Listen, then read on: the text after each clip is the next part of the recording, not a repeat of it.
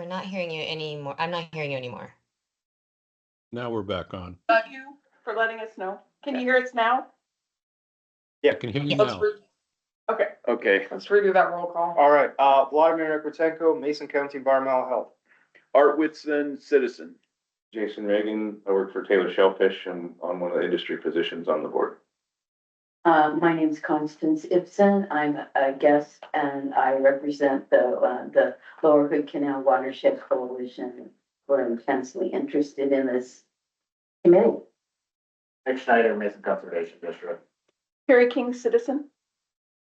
Erica Marbett, Squaxin Island Tribe, Michael Morris, Clean Water District. All right, online. Glenn Landrum, citizen. Leah Shields, State of Washington Department of Health National Estuary Program. I think that's everybody. Review and approval of the agenda for the day. Yes.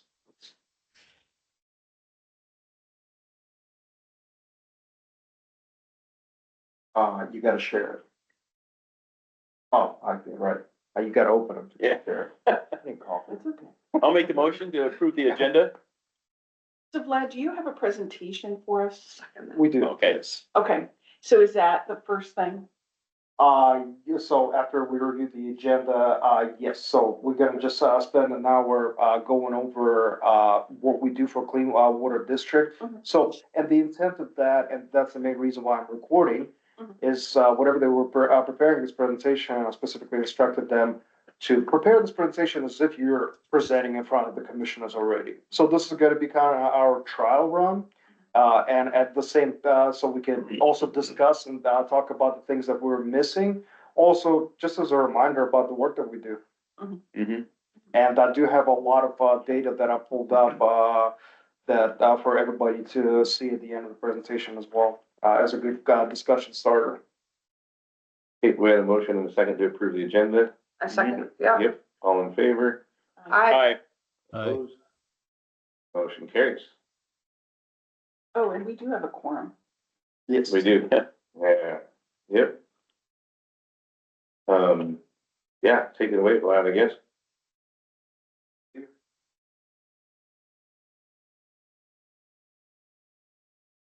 Can you guys see the presentation?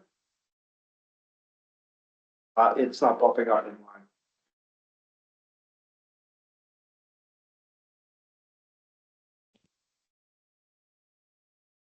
So go to Teams and share it somewhere here. Top I think right. it's- Yeah.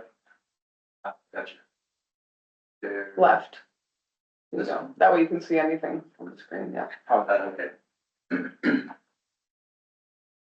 Okay, good now. Thank you, Glenn. Yeah, minimize the, oh yeah, actually, once that'll go away. Nice. Does that work? All right, good morning. My name is Michael Mars. I'm one half of the Mason County Clean Water District. Other half, Noah, is not here today, so I'll be presenting his slides as well. Can everybody hear me? Mhm. Glenn, can you guys hear? Yep, I can hear just fine. Great. So what we do, this is just our baseline for the Clean Water District of what we're trying to accomplish. So collect monthly ambient water samples from 33 streams throughout the Clean Water District. This is updatable on a map online that the public can see, that we live update as we get the results back. We conduct water quality surveys, shoreline surveys, which we just did recently for wet season. We do them twice a year. This is basically walking the shoreline of any marine recovery areas and looking for any water flowing into the bays and basically testing them from the freshwater side of it.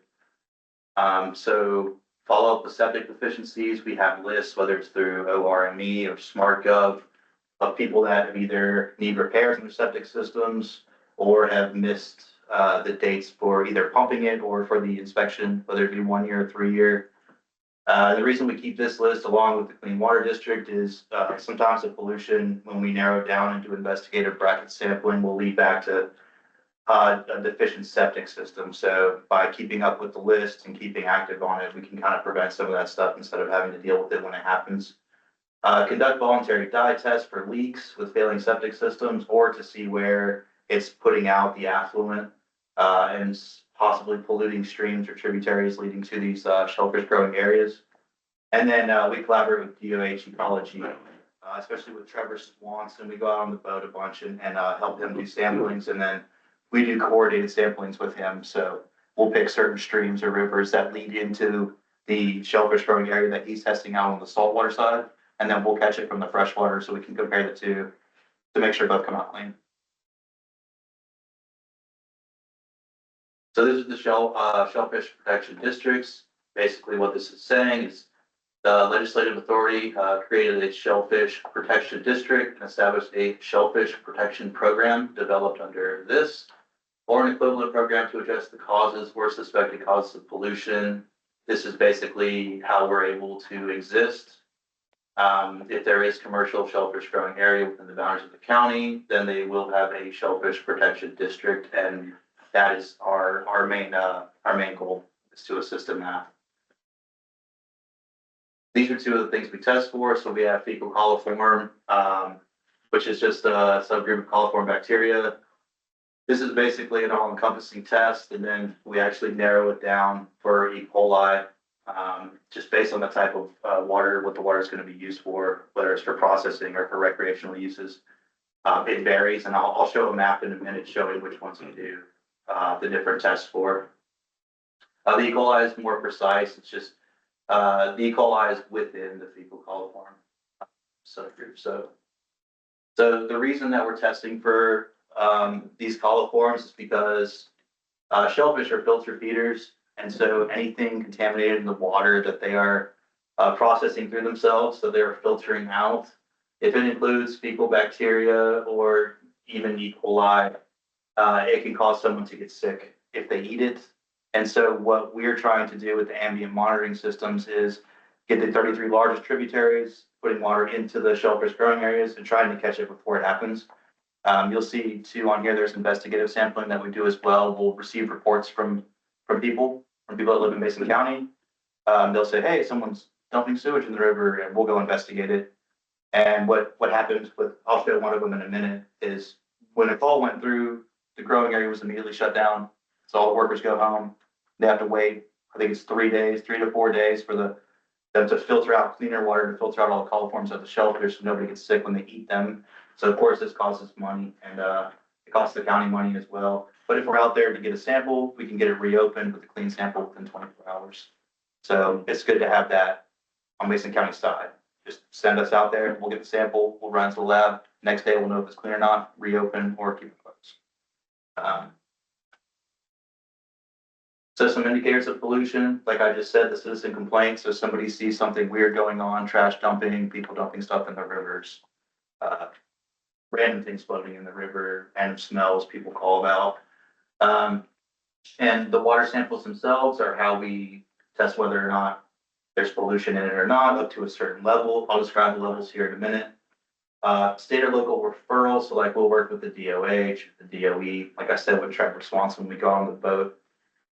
It's a good way to see the other side of it, the saltwater side of it. And then the site visits is basically us keeping up with our list of deficient septic systems so that we can actually go out, knock on the door, talk to the people, say, hey, have you gotten this fixed?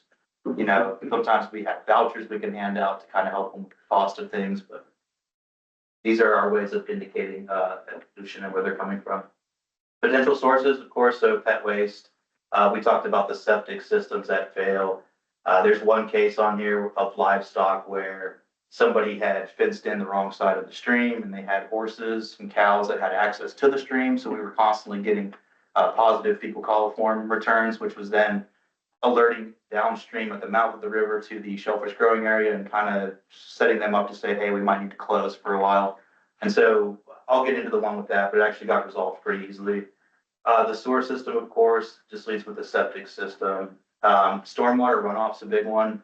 Generally, if we get a certain amount of rain, some of these conditional areas for shellfish growing will just automatically close at a certain limit of rain, just because so much washes in off the streets and, you know, from the ground seepage that it actually just pollutes it no matter what you can do. It's too much rain for it to handle some of the tributaries. And then, of course, wildlife, some of the places you'll go to, you'll see in our notes sometimes it'll be like, greater than 30 ducks or something. Just a ton of birds in the water that are gonna set it off. So, it's not necessarily a full, if we get a hit like that, we'll go back the next day and test it again to make sure, that it was just them. And then, so these are some of the people that we work with.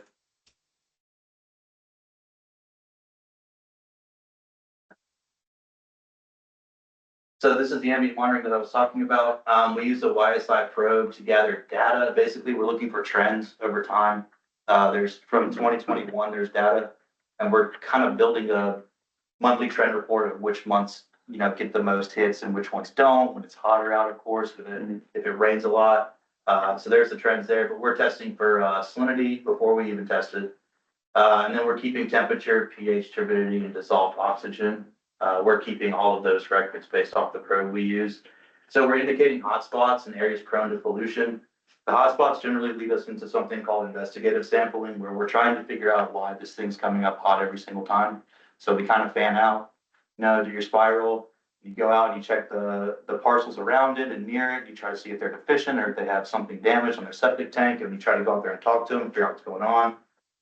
Walking out there and actually getting eyes on is a good way to do it too. You can usually see the problem, and then we can, ask them to fix it, or if they need help fixing it, or whatever needs to be done to correct it. And then if a sample exceeds acceptable limits, confirmation samples, which are us going out again the next day, or, if it's a Wednesday, the lab's not open, we'll go out the next Monday, same exact spot, test it again. If it comes back normal, okay, it was just a fluke or something passing in the water. And if it fails again, then we start to do the investigative sampling, and we'll bracket our way up to stream, which I believe there's a kind of layout of the bracketing. So these are the coliform limits for Washington State. And so basically 100 colonies per 100 milliliters. And then it's 320 for EC and 200 for FC per 100 milliliters. We have a running geomean that we keep, and it gets a little complicated with the equation, but the geomean levels indicate whether a shellfish growing area is conditional, closed, open, and that'll run over so many samples. We want so many clean in a row before we're comfortable saying this one's full year round growing, or this one can only be open for these months, or something like that. And I think there's a picture of that as well. So here's our interactive web map. This is available to anybody. If they're interested, all these points are the 33 streams that I talked about, the ambient monitoring. And you can click on any of these points on our interactive map on our website. And if you scroll over these, it'll show you the limit. Of course, here's that 100 colonies per 100 milliliters. You can see none of them have come back bad enough to actually close down the area at the mouth of that stream or river. And this goes back, I think a little over a year. You can look back into the past data. And then, of course, you can start to see trends, but this is for people that are concerned. You can always look on here and just mouse over all these, and it'll give you our exact results, and we update it once a month for the public to see. So this is the shoreline surveys I was talking about. So Annis Bay and Oakland Bay, and then one in the wet season, one in the dry season. Again, this is to gain trends and to put eyes on data and try to build some consistent lineage of when these are falling out, when they're closing, when they're reopening. And so basically what we do is we will start at one of these areas, and all of the ABs and SKs are going to be Annis Bay, and we get out and we walk. And this is all shoreline here. We try to get low tide, or really low tide, and we'll walk these areas, and each one of these dots on here is some sort of water flowing in, fresh water flowing in from land into the bay. And these are all growing areas here.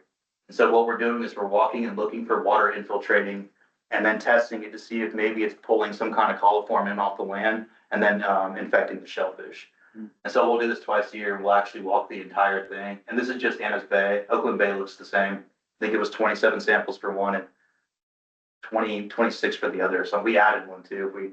If we find another one that's not on the map, and you see water flowing in it, if it's a beach seepage or something, we add it to the map, and we keep a live update on the map. So you'll add more points. A point got taken away when we were out there road had collapsed and knocked one of the culverts off. And so one of our points was not flowing anymore. So you take some off, you add some back. Yeah. It's a live update thing then. So it's good to watch it and see the trends. And then of course we have all of our results that we can match to it. And you can kind of see the problem areas. And of course, you know, say these three are coming back hot, they become hot spots, then you just trace it back and you find where it's connected. It might be connected to this river or this stream, and we'll just keep working our way up until we find the source of pollution and then try to stop it. And so this is an example of bracket sampling. I try to change the color on one of these to make it more understandable. But so say we have a contamination here. We have an ambient spot here, the one that we test every single month to build trends. We'll start work, we'll do it once, we'll do it a second time. It comes back positive a second time, which is the 100 colonies per 100 milliliters. We'll work our way up. So we'll take a test here. And if it comes back positive, take a test here. And we keep moving our way up until we get here. You can see there's like a Y in the stream or river here.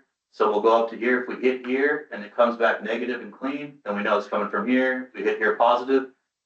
Once you hit negative on both ends or whichever way you're going, so if you hit negative here again, you start to kind of backtrack and you say, okay, it's somewhere in this area. So basically you're slowly working your way upstream until you don't get a positive in coliform. And that's when you know it's stopped polluting. So it's got to be behind you. And so that's how we do the practice, if that makes sense.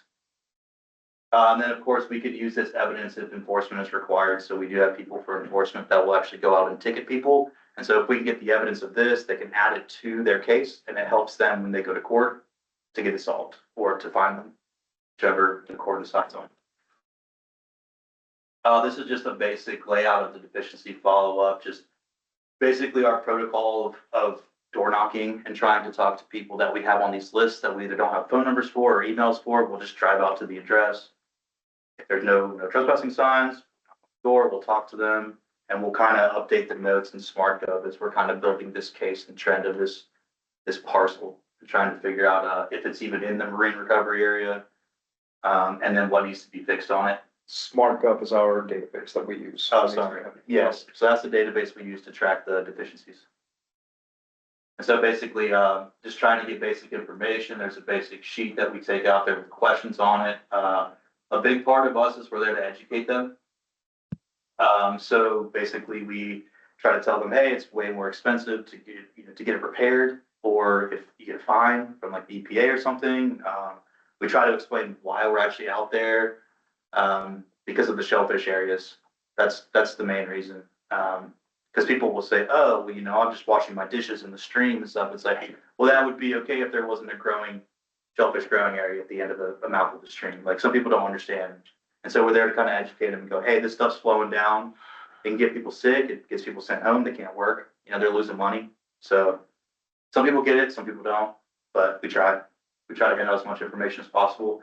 We also often, we have the septic professionals list. So it gets updated constantly. We'll hand that out. And it's a list of all the Mason County approved inspectors, pumpers. Some people do both. And then we have craft 3 brochures, which is kind of, just monetary assistance when people can't afford it. It'll kind of give them a low interest loan to repair what they need to get fixed. A lot of people actually want to get stuff fixed and can't afford it. So that craft 3 program is really good for that. Kind of gives them a little push in the right direction to help them out. And so one of the areas that we saw get lifted was right here, Harstein Island. They moved that septic tank off the beach? Yes, well, one of them. So there were 2 and they got Oh my rid of the God. one. Yeah, but we still have a closure there, right? No, this has been lifted. This one. If they have a second tank on the beach, how could it be lifted? There was one that's, see, this was Noah's, Okay, investigation thing. it's and okay. He has all the, I'm really curious. I talked to the guy for a minute though. And so, yeah, so one of them, they were both right beside each other. One of them was further up, but the house is on stilts and so was the septic tank. But the other one that was actually on the beach Right. was completely closed out and destroyed and taken away. And so that's what the department, I can't remember if it was DOE or DOH, that told Noah, it was DOH. They were just wanting us to make sure that that one was done and gone. And so we went out there and looked at it, and then they determined that that was enough to open the area. after we went and spoke with the parcel owners. So they did recently have a repair for that property, I wanna say Yes, a that's year right. or two ago. In addition to that, their previous maintenance records from online RME indicated the septic system is operating as designed. Yeah. So with that data that we provided to the DOH, they lifted the parking at this point. And I have heard that this parcel has been closed for many, many years. Yes, it seemed like something was not fully updated in this markup. And then when it was questioned, everybody went back to look at it and saw that the notes were actually added to it. And then it got reopened. Sorry, I'm holding all my questions. That one just shocked me. Yes, and again, like that was Noah's like personal, he went out there and did that, so I went out there to talk to him, to talk to the parcel owner, but what he heard before that, I'm not too sure. No worries. And so this is just, one of the, vectors of pollution, so, Uncle John's Creek, this is the one where there was the fence was built. And so basically it was Uncle John's Creek kept coming up high, fecal coliform. And then a property was identified that had horses who had access to the thing. And then after contacting the owners, the fence was built, which restricted the stream. So that was a way of us fencing off the stream to keep the animals out of it. That was an easy physical solution to the problem. But they decided to build the fence and get it off there. So that the bracket sampling led to locating the property, which led to locating the livestock. Led to that. Most of the work was done by Mesa Conservation District, we just referred them to. But let me clarify that. Right, yes. You must have like the older slide, because I think I changed that whole slide around a little bit. Okay. And so this is just the layout of it. So on June 7th, we went out, or not, I wasn't here yet, but probably Vlad or JJ maybe, Yeah, it's probably. went out and tested it, hit 727, which is an extremely high number. Remember the limit was 100. And then they conducted 5 samples from July 10th to the 31st, getting 11, 28, 16, 12, 95. So all way over 100. This is like almost at the max. Are those fecals though, or E. coli? This is E. coli. Okay, all, and even those thousands are and stuff? Yes, that's correct. Yeah, So, for all E. coli. for all investigative samples, we specifically sample for E. coli. Okay, gotcha, thank you. And then August 30th, one more sample was conducted at 613. So then the owner finally agreed to fence off the stream. And then on January 10th, after the fence was built, we conducted, or not, well, the district conducted 2 more samples, which hit 30 and 20. So it reopened the Of what year? of January 10th.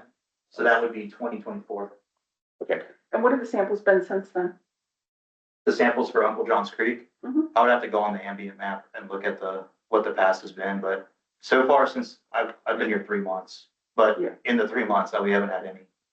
That is Holy not an close. uncommon number for a very hot stream in the winter. Yes. Because dilution is the solution, yeah, the pollution. okay? So Yes, yeah. showing me 20 or 30 doesn't tell me it's fixed, Right. Again, I wasn't part Yeah. of this, but Yeah, just so that we know, yeah. but more of a suggestion for the strength of the presentation. Yeah. I would have that data available. of Uncle John's Creek, yes. Yes, Yeah, more recent data. yes, And just like Terry mentioned, that we are in the wet season. So far with in your experience, you guys haven't been having any high hits with ambient at all. No, So that's how it typically goes. So, yeah. And Yeah, a that's, couple and more Uncle John's months. Creek's on our list of monthly ambient checks, so. That's right. I'll look at the map right now just to see too, yeah. Yeah, what's your boundaries from the fence to the stream itself right now? this particular Yeah. property, Yeah, I haven't been out to look at that one, that was before I got here, but I'm not sure how far they put it from the stream. I'm sure there's some, well, there is some criteria, I Right. don't know what I don't remember what it is. I don't know it yeah. either off the top of my head, It's definitely at least 50 feet from what I remember. Mhm. Yes. at With a least. good vegetation buffer zone, yeah. yeah. But yeah, this exact one I wasn't here for to Yeah. witness, but we haven't had any hits since then that I know, because I started January 1st, 2025, so. So Michael, when you've talked about deficiencies, you talked about immediately going after, all of these are showing month. So that might be something that when we get to it, that is fixed in the beginning, because it sounds like you go out immediately. This is not immediately, this is a month later. So maybe Right. we need to talk differently about that for deficiencies. Does that make sense? Well, for Yeah. deficiencies, yes, yeah, I understand. So Yeah. when the investigative is usually immediately. Yeah. But for the deficiencies, we have, you know, how many is it? 20,000, How many septics? 46,000 subjects? No, it's 20.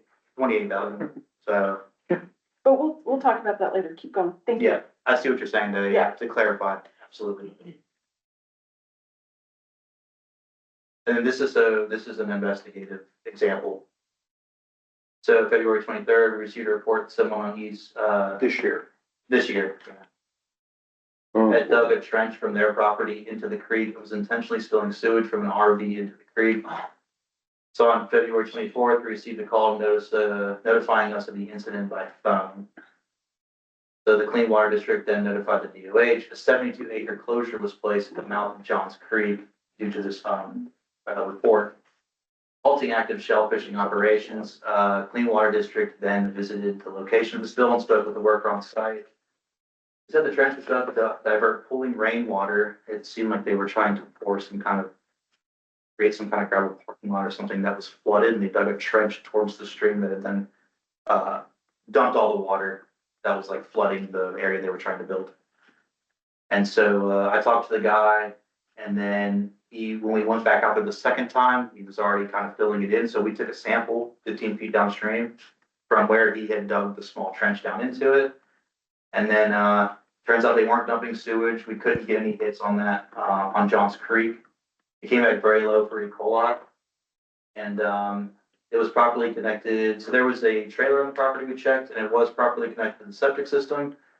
So it turns out no sewage had been dumped, so they were able to reopen that day. Oh, that's good. So that was the investigative, like immediate. Yeah. Go out there, look at the problem, talk to the people. What happened? Why'd you dig this? Take a test, comes back clean. All right, reopen. We're good. And that worked good, because like the system worked, Trevor from Department of Health called me, Yes. we voluntarily held off rather than having to have like a mandatory Right. closure or anything like that. And then when you guys checked it out, I mean, Nice. yeah, communication is this way and That's that a good way. example of how it's Yeah. supposed to operate and then operate. Yep. So my only question is, it says CWD. We didn't know about it other than him. So wouldn't it be Mason County Health then notified DOH? And Mason County Health staff then visited the location? Well, okay, so Yeah. Mesa County Clean Water District, The funding that supports the district, right? Is that what you guys are kind of trying to point out there? well, whenever you're saying that Clean Water District then notified DOH, you mean like the committee notified Right, that's the question. Reading that, that's what I would think. Clean Water, but I mean, but it says Clean Water District. It doesn't say Clean Water District Advisory Committee then notified DOH. Gotcha. Mhm. Yep.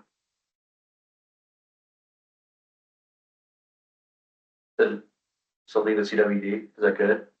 I mean, we could change that to Mason Well, County. I mean, that's a discussion. Let's see what Yes. the rest has.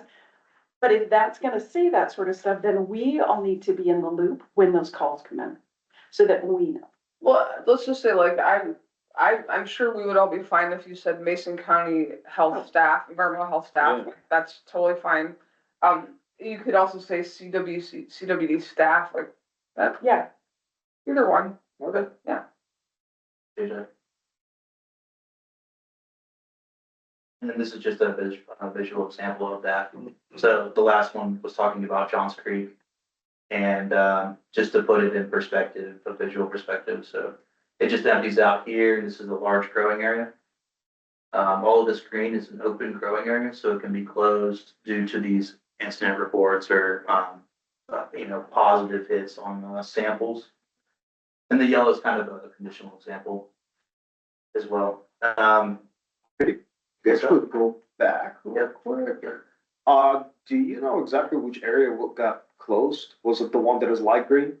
I tried to click on that area. I don't know why it's a different color.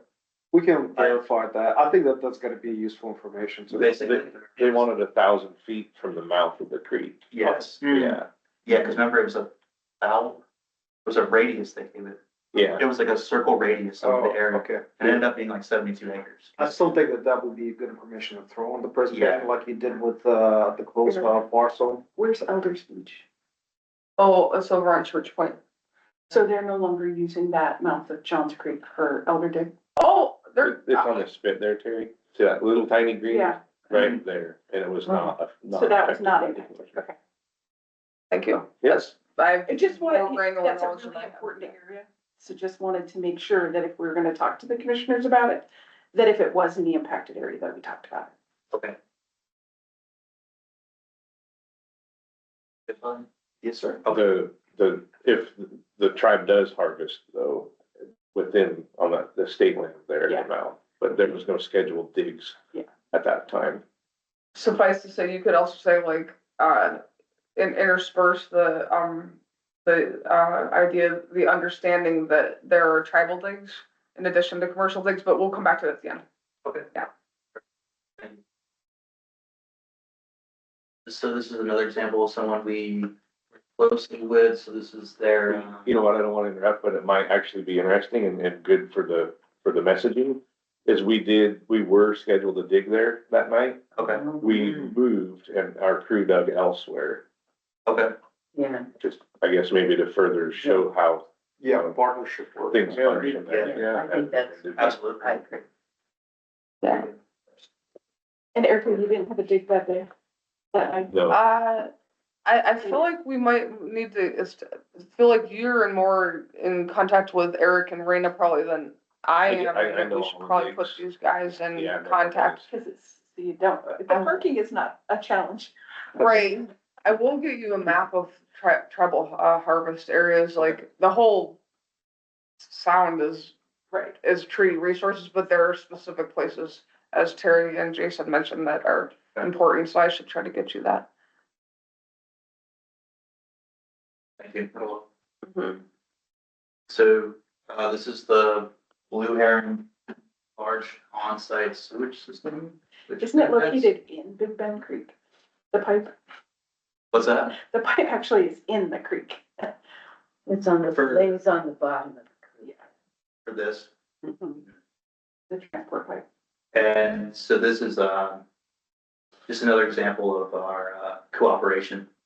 It's just, we have a good, relationship with the manager there who reports issues because they do have a lot of issues there. I can't look, it says it in here somewhere. But yeah, it ends up every time it does, spill, then we get notified by the manager there if there's some kind of seepage or leak. And then we go out there and we do the testing as well because there's also shellfishing downstream at the mouth of Bin Bin, so. It spills frequently? Every year at least. Mhm. Okay. It Multiple overloads times a year. and Yeah, overloads. That's typically how it happens. it overloads and then luckily the manager will call us right when they notice it, instead of like just letting us find a sample or something at some point, so. Just. You know, a little, some other time, I live right next door to the Blue Heron. And if you're talking to Anna Jeanette, she's just a manager. Anyway, so we need to talk about why the state and if they're coming out, because Advanced Septic Systems out of Auburn is the only people that are coming out here now.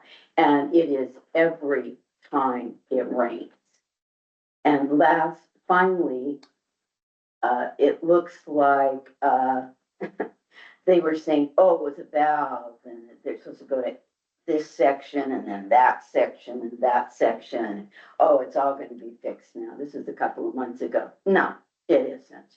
And so the whole system, and now they can be fined because there's a new state law. So I don't know what's gonna happen there. So you're basically notified when she sees that there is a spill at the site on Dalby. Yes, right, yes. And then they often come and the alarm goes off near my house and then they come out and they do that one. So I'm just gonna share what the workers told me right before Christmas. I went down, I said, so what's going on? And they said, we know what the problem is, they know what the problem is, but they don't wanna pay. Exactly what they said to me. Sounds like we should make a placeholder for like, blue herring discussion. Yes, Well, with Laura John's Andrew Jones and those people. Yeah. But the problem with that is that, just like you said, it is a large on-site system which is under, DOH jurisdiction. And, we can't even view their, operation maintenance reports for the system because they report directly to the DOH. Can't you public record request that? No. Could. I would. That's usually the problem with environmental management issues, maintenance. Right, of course, Yeah, of course. it's always Oh, yeah. maintenance. Yeah. And So I feel like we could still use this committee to put pressure on DOH. You know, we could do that. Yeah, it's always maintenance. yeah, But anyway, yeah, it's not like, let's keep you going through your presentation and Yeah. then like actually make a placeholder to talk about. I mean, I would love to talk about that because Yeah, I was an environmental manager for 30 years and I discovered that most of my excursions were as a consequence of bad maintenance. Yeah. So I got a master's in, basically, reliability engineering. And it comes down to a good program where you can see something happening before there's a release. And that's what needs to happen with it I mean, I'll show them how to do it. They, if they have to, but that's one of the biggest problems in industry and wastewater treatment plants. absolutely. Yeah. it is still a purview of this committee. It shuts down 5 producers from harvesting, period. Yeah. And if it's a sewage spill, it's 21 days. Mhm. Okay? That's a long time not to be able to harvest Right. when you're ready. Right. And if that is your thing. So I agree, let's Yeah. put this on. This is outside of Annis Bay. And yet we haven't talked about all the other growing areas that we have. So I'm hoping, let's put this on, for that area, for Big Bend Creek, because it has been a long-term problem since 1990. Is the next slide a picture of that? I want to see where that's exactly located. I'm not sure, is it? Yeah, there is. Oh, cool. Here's the site, and then these 3 flow together to feed Big Bend Creek. Is that on Hood Canal? Mhm. Okay. So there's a housing development that then goes up a hill, across the creek, up a hill to a piece of land. The piece of land was recently put in. Their old drain field, the past leaseholders told them no and gave them notice, so they had to develop a new drain field. This is a new drain field. Hmm. So they're still having problems. So it's not something we're gonna solve today. It is Yeah. a problem. There's a lot of different reasons. What is the blue herring? Blue Heron is a condominium. Oh, It's a failed condominium project from the mid-70s. With multiple. And it was built as pump EPA only, staff used to have. pumper trucks, not even a septic system. And everything has been jerry-rigged, so I think Yeah. 75 to 2025, it's time for it to be fixed. Yeah. yeah. All right, should we continue on with Michael? So, just for the benefit of this presentation, whenever we do get a call from Blue Heron, we try to make it out there Awesome. just to see exactly how big that it is. So the OSS is located somewhere around here. And there is a ditch that runs down here. And what we do, we try to see if there is any active flow through that ditch. We also direct the Blue Heron Resort to line the area of where the sewage has surfaced.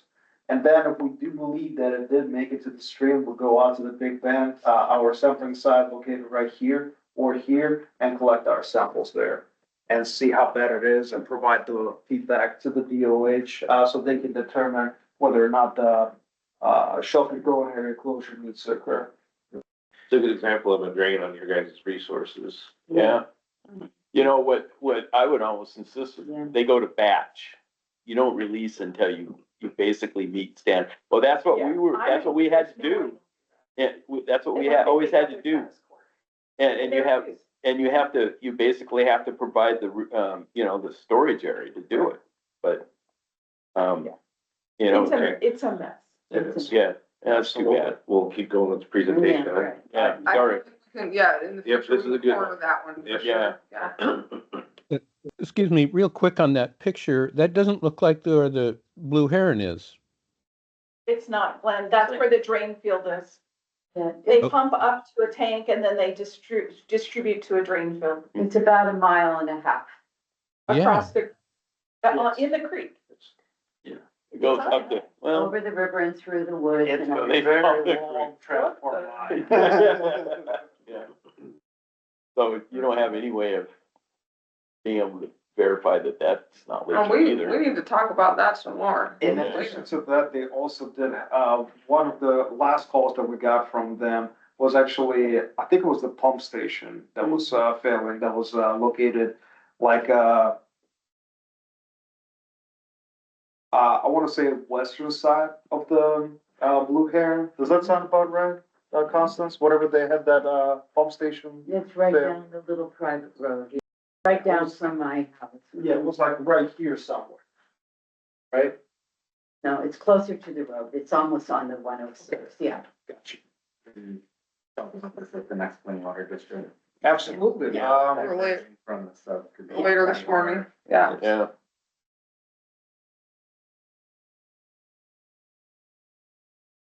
Since they did the outreach events that we do, so obligated to do 2 outreach events per year. There's the Oyster Fest booth. I haven't done this one, but can you kind of explain I haven't been to it. Yeah, well, hopefully most of us have been out to Oyster Fest before. We do have a booth set up, specifically to talk about our environmental health programs. And most of the questions that we receive are septic related, and that typically gives us an opportunity to talk about the work that the Clean Water District does. Our goal is to prepare the annual report for the Clean Water District right before the Oyster Fest, so we can take that advantage as an outreach opportunity and spread our annual report among the public as much as we could. Yeah, in the past, we have started printing a lot less of those documents because the crowd is just not picking them up as much as we want them to. So whenever JJ was still with us, I think that he printed out like 500 of them. We still got 400 of them sitting out. You know, that's not the crowd that group promotes. 95% are from outside of Mason County. Oh, The people that working are from Mason County. County. The people outside of the county are who we're trying to bring in as vets and heads. Yeah. Heads and vets, sorry. International. Yeah, it's a tourist attraction. I have ideas for that for the future though. Yeah. Sounds good. in addition to that, we probably could also edit the slide a little bit more because the 2 outreach events that we're obligated to do per year is actually per Mason County Conservation District contract, which is a little bit separate from the Clean Water District, funding specifically. So that might be a little confusing, in explanation, but we're gonna talk about that later. Get compliment. I think so, yeah. But it doesn't capture your on-site work. It doesn't capture those other things. Yeah, okay. And your social media. Oh, yeah, that too. So, you know, the website, That's a good point. Yeah. I'm worried about it just. Oh, I see notes. 2 pages. Nick's looking over them right now. Awesome. Awesome. I'm glad somebody's on top of that. Oh yeah, this is good stuff and we've got ideas to make this good, even better, you know? If you guys want an Oyster Fest picture, Terry probably has one. Oh, yeah, I probably do. You know, A rather few, than- right? rather than A few. Yeah. Not you. But that'd be much better. So where does the, usually give money to, anyway, The to, septic classes. you know, yeah, anyway, maybe I'll go. twice a year you have a little thing and people from WSU do something.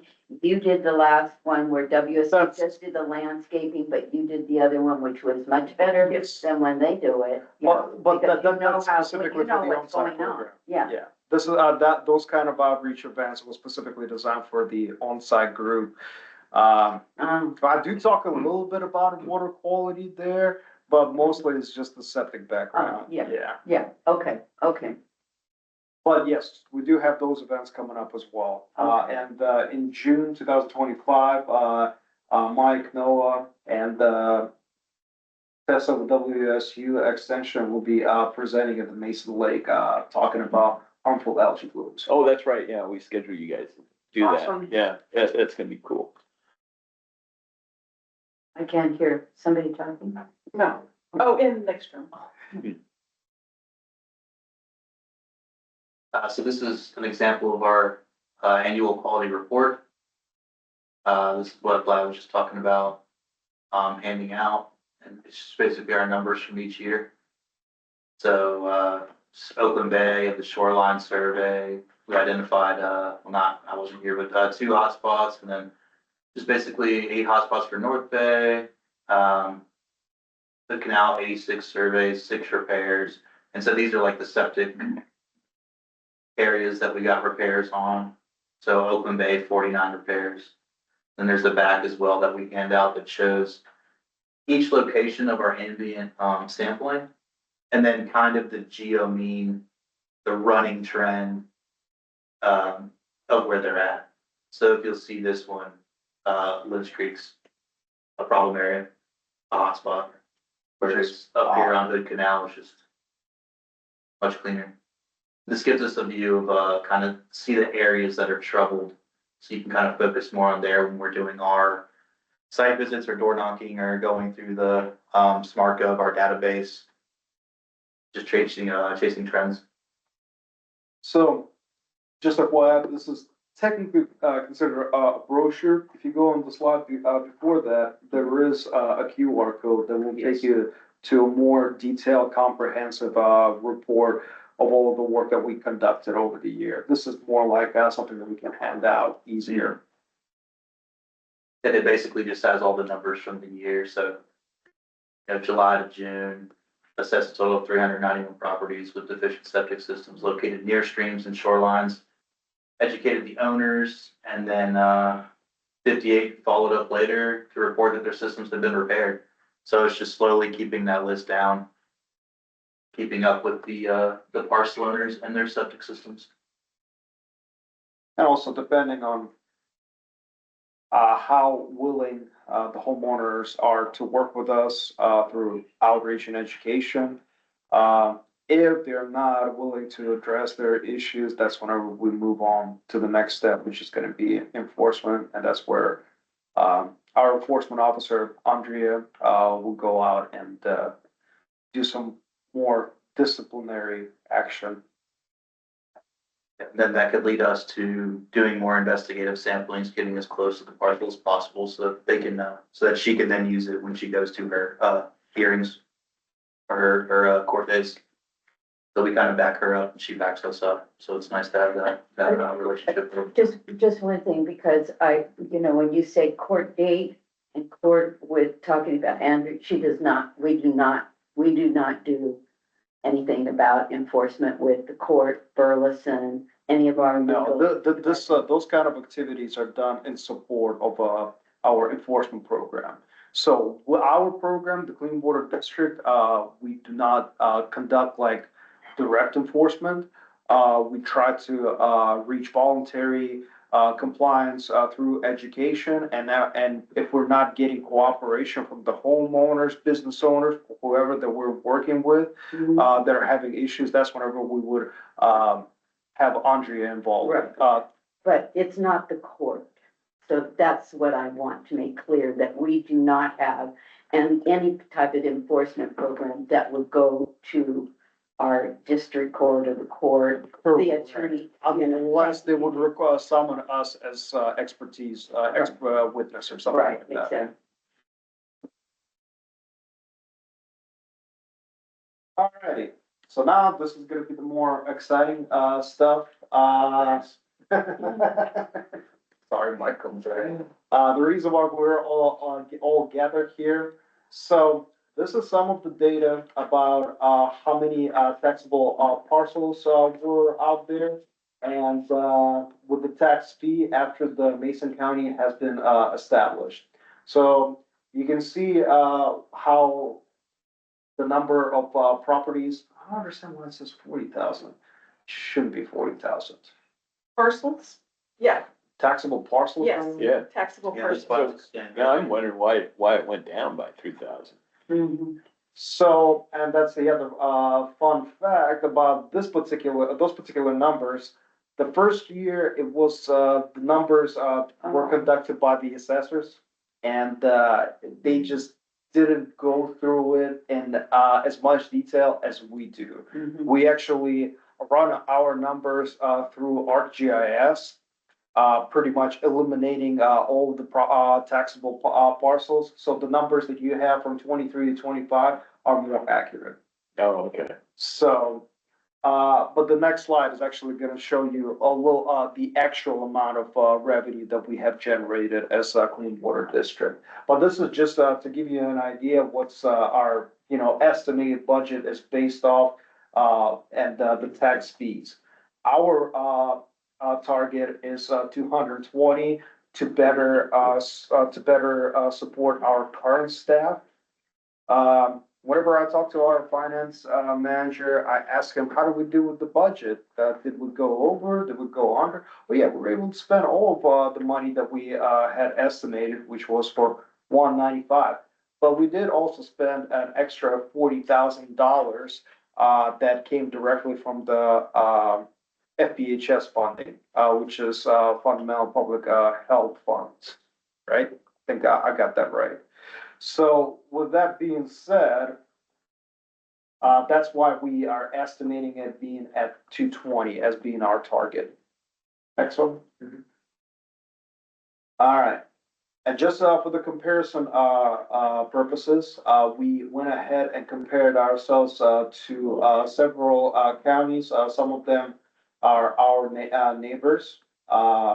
So, and as you can see that, compared to other, neighboring counties like Kitsap, Thurston, and Pierce, we're charging, the least, tax fees in total.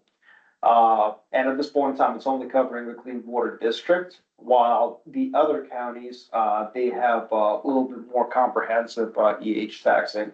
When it comes down to Kitsap, they do it for stormwater, OSS, and Conservation District.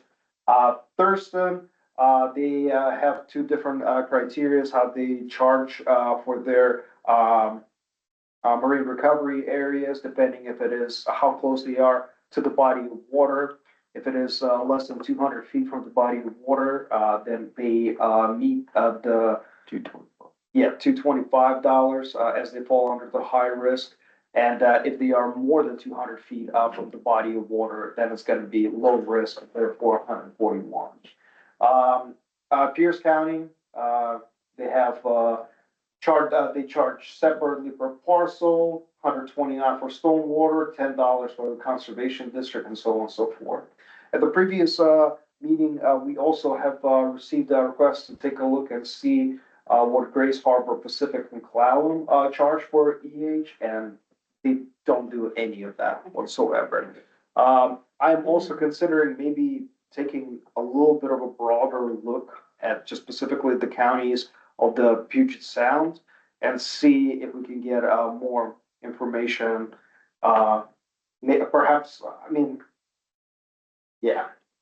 I won't disagree, but I will say that we don't receive the services that those other counties do. That's true. We're not a phase 2, we're not even a phase 1 for MPDS. We're not this, we're not that, we're not this. So Grace and Pacific are really our comparables, not only for our industries and our agriculture, but also for the services that we are receiving. Except that we have, only thing I was trying to point out is that we have high densities around shoreline areas. Equivalent to shoreline areas of Pierce and Thurston counties.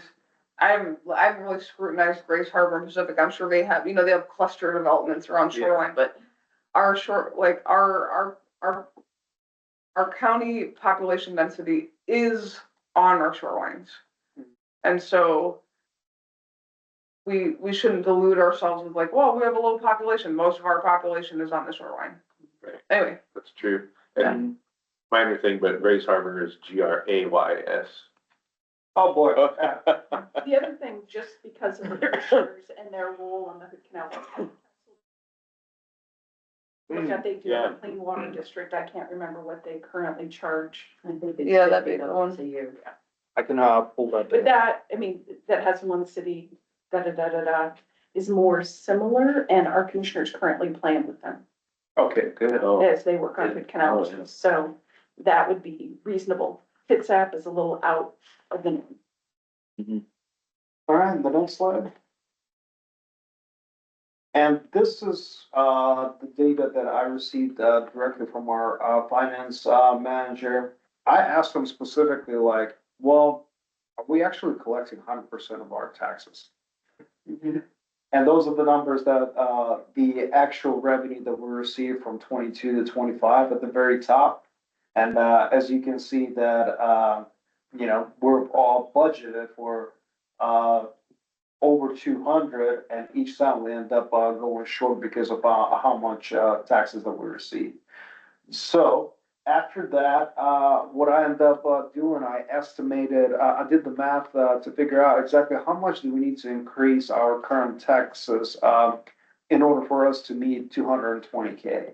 And, that estimate ended up being going from $5.06 to $5.43. But even with that, even though we do have a higher, rate of, taxes received in 2025, we're still below that mark. In addition to that, this is just some numbers to throw out at this point, for further, discussion. But other things, to keep in mind is, you know, cost of living adjustments, inflation, rates. In addition to that, all of our, employees, they do get, 8%, raises on annual basis. So, now we are, Did you say Nick and I are looking at each other like, oh. that's what I've been told by the finance manager. Eight? Yeah. like EIGH? I want an 8% raise. See you guys later. All right. But cost of living increase indeed, and like notching up percentage wise year by year. Yes, that's right. I was thinking too, was there any data from the other counties showing that they increased it each year for inflation? Oh, that'd be good to- Because if they good to do know. it, we should do it too. It's a Yeah. good question. I know that, Also, Water's End. Thurston, yeah, that was the next thing I was gonna talk about. Thurston does, we need to verify, do other. Do you, if that's the case, do you think the county would join the others? And to say that if staff does not pay their taxes on time, that they no longer have a position? What? Come again? Sorry. If they don't pay their property taxes, Mhm. that they lose their job. It's a condition of employment. In what county? I mean, we In other could, counties, at the federal government, that is a requirement. Yeah, yeah, that's a new that's kind of a new requirement, We right? have elected officials that don't pay their taxes. oh, So some of those numbers you see makes me kind of go, huh, I pay mine. Why yeah. can't they pay theirs when they Yeah, get yeah, much yeah. more than me? Yeah. Mm. So if somebody is in arrears, how do we get that money back? Do we get interest for that? I know it might be only a penny or two, but if they're 5 years out, because they Yeah. wait until the penalty comes. And they're almost sold at auction. The other recent challenge for me to mention is also, as of January 1st, Thurston County Lab, notified us that they're no longer gonna be accepting fecal coliform samples, so we've been, looking for other lab, that could offer those kind of services. Thurston County was charging us $32, per sample. We're right now looking and, contracting, with, Vanguard, and those fees are increasing, from what we've been paying. It's gonna be now $40, a sample. They wouldn't bring it down with the batch negotiation. 10%. Or 10, I think. At least At one 10 per is month. 10% of the total. That's nice. So Uh-huh. for $400 you get. If you want a private lab that's certified, I can get you contacts. That's who we use. Who? Who do you use? So they'd have to ship, would they have to ship theirs? Depends.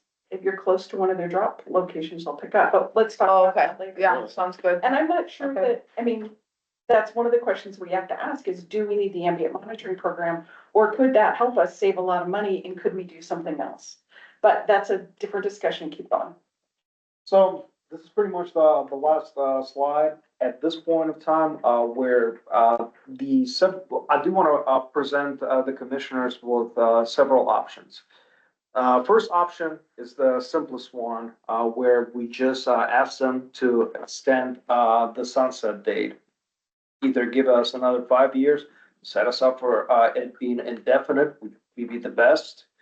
But, so that's option number one, is just to push the sunset date. Option number two is to push the sunset date and increase the taxes to $5.43, so we can meet our new budget goal.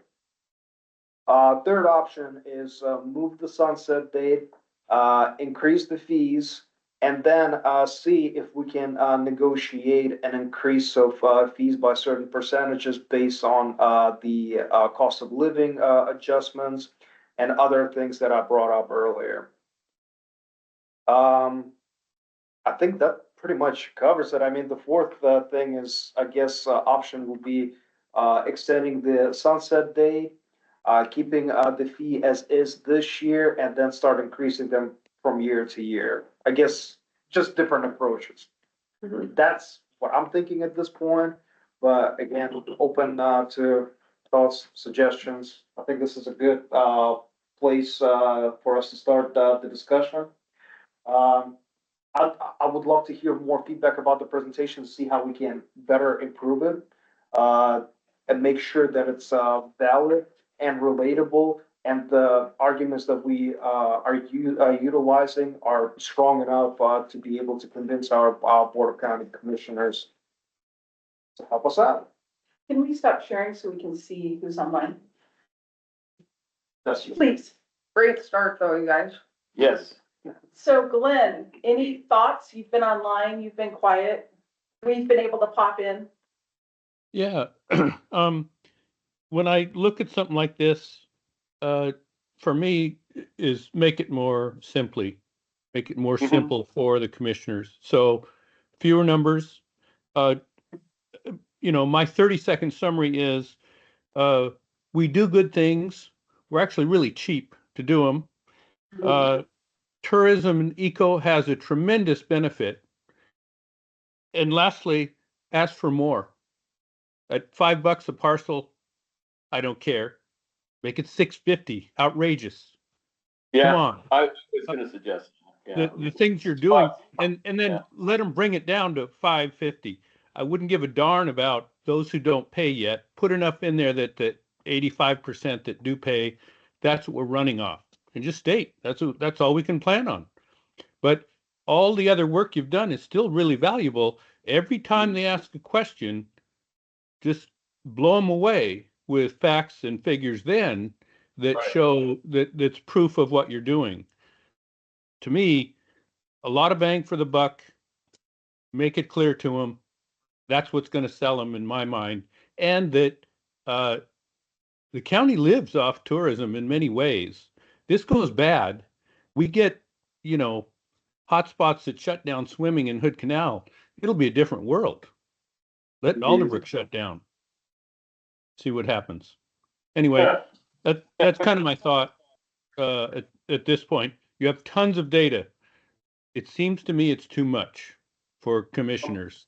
Not if they ask, but let them ask and then hit them hard with it. That sounds good. We can keep just our notes together with all the data available to be able to respond to the questions. I like that. Right. How much time do you guys have? That's my ask. Yep. Yeah. We don't know yet, really, right? How much time? Yeah, if Commissioner Tarswell was here with us, he would have been able to answer. But I imagine anywhere probably between 5-15 minutes, I would imagine, right? I mean, ask for as long as you need. If you Okay. need 30 minutes or, we just ask for them. Okay. I feel like shooting for 15 is good for two Yeah. reasons. One is that they're gonna glaze over. They have too much information to take in on a daily basis. 15 is good. Also, you might run over if they have questions. So And obviously this was not your last trial run, so like, Oh, yeah. separate yourselves from us and then do it again. And practice. Yeah, shoot for 15, have your statistics ready. I'm sure it'll shorten up once you don't have us asking these initial questions. So are you gonna be presenting to the Board of Health or commission meeting? That's a great question. Or both. Hopefully both, Yeah. but I think it's Which either one or one? the Well, other. Well, I would, wouldn't you practice in front of your bosses, but you know, the health department, and then present? after There's that? the three Well, the question commissioners is on the who board. presents? Is it Well, Jason? Here's, Oh. here's the thing, You know? that's a good question as well. No, I was gonna suggest that I think that the committee should be completely involved in this. Oh, yeah. Meaning that potentially make a presentation to the commissioners, because if it's gonna be coming from us, we are Mason County. You know, we're Yeah. always gonna be asking for more money, but if it's coming from the actual committee members, that makes a little bit of a better sell, because it's not Mason County driven, it's a public committee driven. And this is a Absolutely. brief. This is a brief. Yeah, so, I mean, I was just thinking you guys are the technical people in terms of presenting that information, but yeah, like, I wanna share with you guys, like, I have a list of short bullet points, persuasive bullet points that I would like to be there to make, or Good. anyone in our committee can make, but, I mean, it's some important stuff that must be shared, so. Oh, absolutely. When ready, I'll share, but yeah, Oh, yeah. I'm at the ready to be there to share. Yeah, so that's another thing that for us to discuss, I'm come sure up with a Jason- strategy of how we wanna present, how we wanna approach, Yeah. who's gonna be involved. We definitely do wanna be involved as technical assistance, to be able to answer the questions and provide actual detailed data in Sure. case if it's being requested throughout the briefing. So, yeah, I think as a team effort. Oh, yeah. We'll pull it off. Absolutely.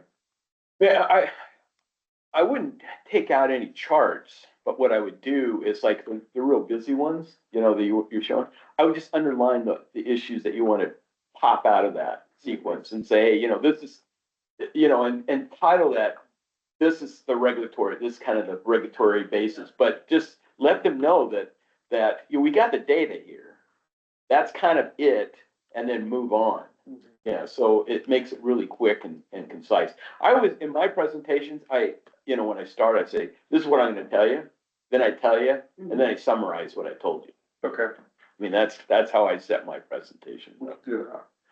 A couple thoughts that I had too. I'm glad that Glenn mentioned the swimming aspect. Yeah, I'm, you know, yeah, you guys are, you know, not wrong to talk about the importance of the shellfish industry, mhm, but, we didn't talk about swimming at all in the presentation, and tourism and recreation.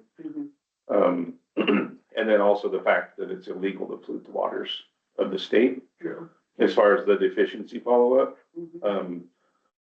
you know, maybe it's not the best to say we're here because it's all about shellfish or whatever. It's, right, as we all know in this room, you know, there's a whole lot more reasons than that. yeah. Oh, yeah. Kid- My thing, you know, going forward is, you know, I really would like you guys to come up in the freshwater bodies, because cyanobacteria is a real issue, especially in the summer, swimming in our lakes.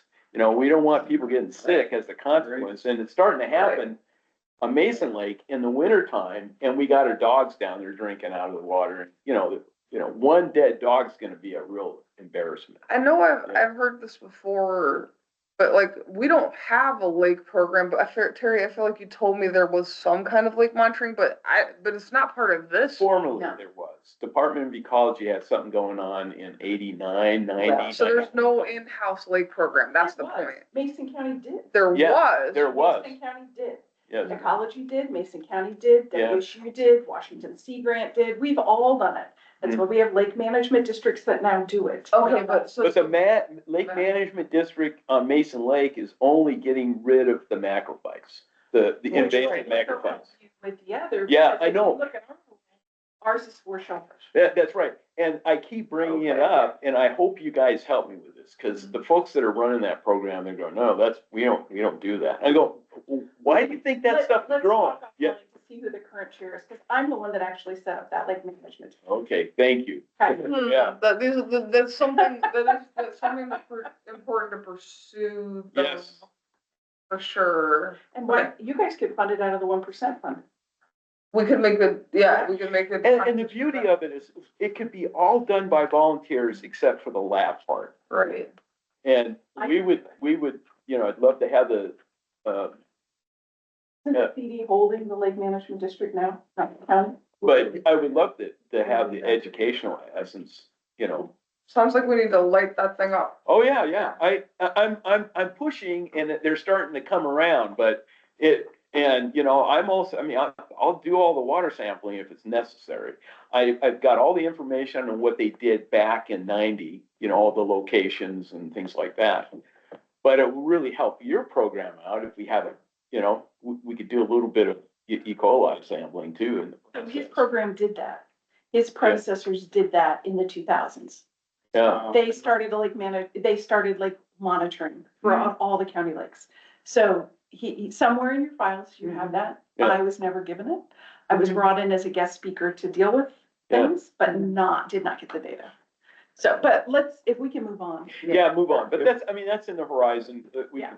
But The second element I was thinking of for the presentation potentially is just a sense of community pride, potentially. oh, yeah. Just kind of, you know, because it is taxpayers that the ultimate ask is, but I'm not, you know, I was thinking of the Oyster Fest pictures or whatever else, you know, tourism, people kayaking, kids swimming, you know, something, but just pictures kind of mixed in.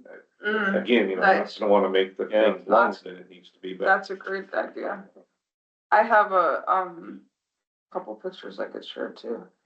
The big thing I wanna say is you're asking for a small piece of a pie for, multiple fundings.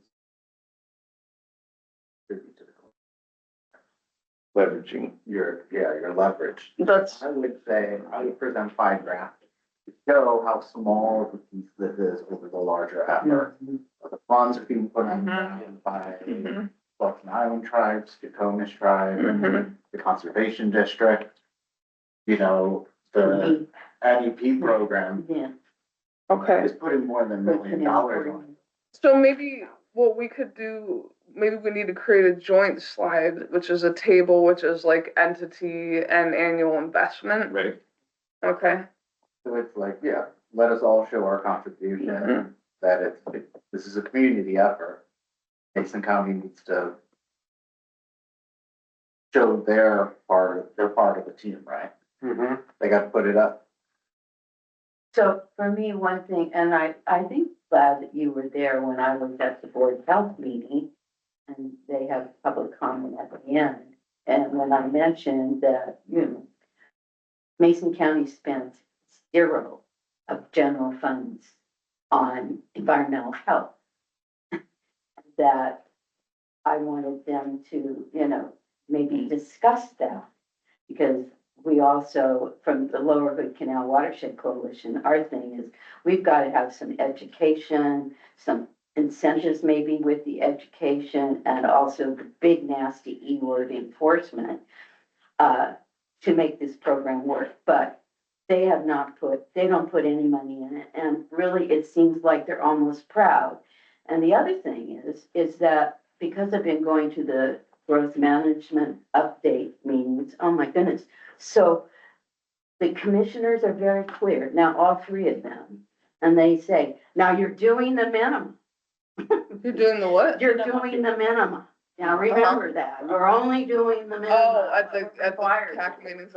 And so that's the mindset and the culture that we're dealing with here. And for me, this is really difficult stuff, because when I first came here in 95, we had a much more robust thing going in Hood Canal, but that's because we had the first ever, I guess, clean water district with the rules, and people paid a minimum of $50 or so a parcel, and every parcel was visited, and that's when we started getting a database, and this was very much citizen driven, and then and I went to 2 education classes in September, 2. Because I was horrified, the first one, I've never had septic, I was like, oh my God. And, you know, I just know that we have. It wasn't mine. It was Boston, WSU, and another guy was with, yeah. Anyway, Anyway, down in Belfair. So, I mean, that's what I think, and now, you know, the world is, you know, everything is more uncertain, but the other thing, someday we're gonna have to deal with the fact that septic systems also can be contaminating the groundwater. We deal with groundwater, and there are already best available science practices that we do not do here in the county. That's About groundwater. Mm. The density of septic systems, Yeah. and they're not, you know, they should be yearly. And that relates to the comp plan too. It's like, where do septic systems go and what density? But, hey, do you guys mind if I jump in with a few points that I Yeah. like, and I can make slides to share, you know, to like add to the, but anyway, so, all right, first of all, one technical thing to add about, you know, when you talked about when it rains, that's when we have closures. A statement to put in might be, you know, there's an ambient load of bacteria on the surface of the watershed, right? So animals poop, deer, pets, you know, Raccoon latrines, yeah. things like that. And, septic system. yeah, we got our septic systems and the septic systems, like when the soil is dry, things aren't moving, but as soon as everything gets wet, everything mobilizes off the watershed. So we have this ambient load on the watershed. And that's when when it rains is when it mobilizes into surface water. And that's never gonna change. It's only gonna get to be more of a load as population growth continues to rise, right? And it has been, it has, like, even as population has gone up in the county, this program has managed to, you know, as it comes and goes, has managed to keep a lid on that pollution. But if population grows and we don't have the program, we're just gonna have more problems, right? So, Erica, can I add yeah. an example for these guys? So mhm, one of the challenges in the Skokomish River is, well, we've always had cows in the stream. Mhm. Yes, Mhm. we had a few cows in the stream. Now we have even more cows or llamas in the stream, and we have 200 new homes or whatever that number is. So mhm. it used to be okay, but now with increased density, it's not okay. And we've gone over. Frequency of flooding. Yeah. Exactly. So And that's not gonna get any better either. So Yeah. in working with commissioners over my time, them seeing something Mhm. ambient is fine for us. They don't understand what that means. Mhm. We need to actually create a picture for them so that they see what's actually happening. That one cow was okay, but 15 cows, and let's not use Skoke. We can use another example, but I mean, they need to see that we have more people.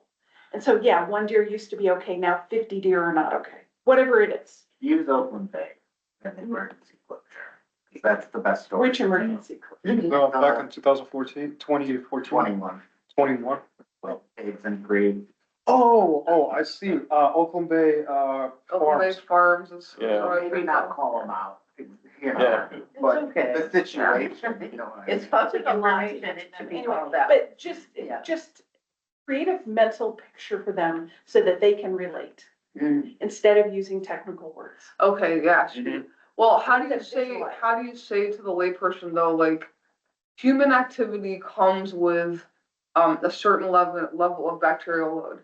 Like human activity comes with a certain amount of waste. It's just, that's what happens when humans move in. They have their pets, their livestock, and then they push wildlife into corridors that are usually by water, right? So anyway, good point. I'll try to think about how to say it like more clearly. But here's the next thing. Development, which we primarily have by shorelines. Without this program, managing the waste becomes a nightmare and a patchwork and a stop and start and hurry up and wait, and it just doesn't work. Grant, when we. When we have grant funded and then we stop and then we have problems. Yeah. But development with this program is manageable with the Clean Water District program. But It's should this, manageable. but should this district be doing the O and M on these things? No, the septic program should be doing the O and M on the septics. The stormwater program should be doing that. This is the cleanup team of, we've got a problem, let's figure out what it is. Let's use all of our tools. Well, that's what and I'm go. saying. I'm saying that if we don't have this team and we don't have a response team, then it doesn't work. Then let's call it a response team, not a management team. Management seems like it's a long-term thing, Mhm. Yeah, right? response team. Action words. Yes, yes. Okay, I like that. Well, and basically it's, we coordinate between the responsible entities. Yeah, yes to the COLA increase, like, I feel like that's, because if we don't have the COLA increase, we end up in crisis every few years. And so, meaning we won't have the response team. I'll use the word response team. I think response Okay. team is a positive. Yeah, it's just that if we're gonna have a point of pride in clean water, the challenges to that will never go away. There's always gonna be some sort of level of people who create a ditch from their overflowing construction site to the creek. Cause there's always gonna be a level of lack of understanding of the general public. It will always have to be managed. It only gets worse when the population grows, and the population's gonna grow. So I can put that together any way I want to, or like you want me to. And then finally, I will share a map of like priority tribal harvest sites, and then just say, remember, this is a, you guys, this is a hard one to put together, but when the tribe ceded lands, they did so, and they reserved the right to harvest in kind with the citizens of this county and of the state, right? If they cannot harvest, the treaty right is compromised, and it is the actor in this case is Mason County. Mason County is part of the implementation of treaty rights, and I should probably refine that. And I don't know if I want to get too heavy into it in this presentation. I could soften it up and say like that it's not just a commercial shellfish thing. It's a tribal thing. It's a tribal shellfish thing. Yeah. And yes, Hopefully the treaty rights sums it up, hopefully, but I don't want to bring people's hackles up, but Right. that is the reality. yeah, it implies perpetuity. It does. And then finally, the last thing, you guys, kids swim in creeks and lakes. Yeah. So your ambient creek monitoring is like the way of the lifestyle of children in Mason County is to play in the creek behind the house. And that's how we want it to be. We take pride in that. And if we are not watching, then we'll end up with sick kids. Yep. So, Livable, swimmable, diggable. yes, Right. yes. So, okay, thanks. Come up with that just now? It's been floating around. Yeah. Governor's decree. I've said it before, but I don't know if I got it from somebody or just came up with it. Well, I've been involved that's what with Leah's the county clean water work almost as long as Terry, but Mhm. It was with the Puget Sound Partnership and Governor Glenn. Okay, Yeah. thank you. So, Yep. so one of the things, if we're gonna do Spoxon, we're gonna need to make sure we also have Spoxon on there. Skokomish. Yeah. And the other thing, Eric, is I think you just made a great argument for the Skokomish tribe serving on the Mason County Board of Public Health, and they've been requesting repeatedly. And I think having a tribal entity there would be amazing and helpful. Skloxon or Skokomish? Both Okay, at the Mason County Board of Health, they've Uh-huh. asked for seats right. for both tribes to sit, and I think this The county discussion, staff. yes, repeatedly for the last however Right, many right, years. And We they need really somebody don't. to step up.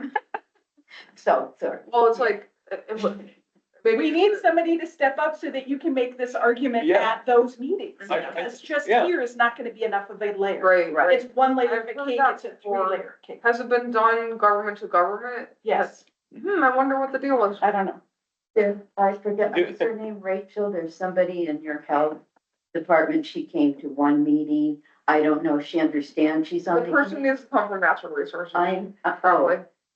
That's the oh, thing. on the board of health, yeah. Yeah, if Well, it's gonna be so environmental. I never saw Well, her that's the fill thing, out we have form. different kinds of help, like we have like But anyway, we Yeah, digress. share a seat. I don't care. Yeah. Just Yeah. somebody there to talk about these issues Yeah, yeah, at yeah. that level when they're making Yeah. those decisions. Yeah, okay. Do the tribes get along? Yes, Oh, okay. they good. do fine. Yeah, okay. They serve on. They committees don't together. always get along, that's why. Well, the tribe, I mean, at the highest level, there are old beefs and there are issues, Yeah. but technical staff indeed, we work together. Oh, Yeah, okay. absolutely. Do you have anything else on your list? No, I was wondering if we want to take a short break, Okay. or I'm gonna just step out into the bathroom. Yeah. We'll take a break. Yeah. You want to turn that off? Just so you guys know, bathrooms just past the front desk and all the way at the end of the building. Oh, okay. Yeah. We want to get back You to can 5 minutes. Beers in it, man. 10 minutes, I got my own. 10. And then, Seth? We do have a coffee maker and I can make people coffee and we have tea bags and mugs and Heck yeah. water in the. All right, we're gonna take a short break. We'll be, 9:55. rejoining at 9:55. 9:55 back. Thank you, sir. 9:55. Thank you, everybody. Gotta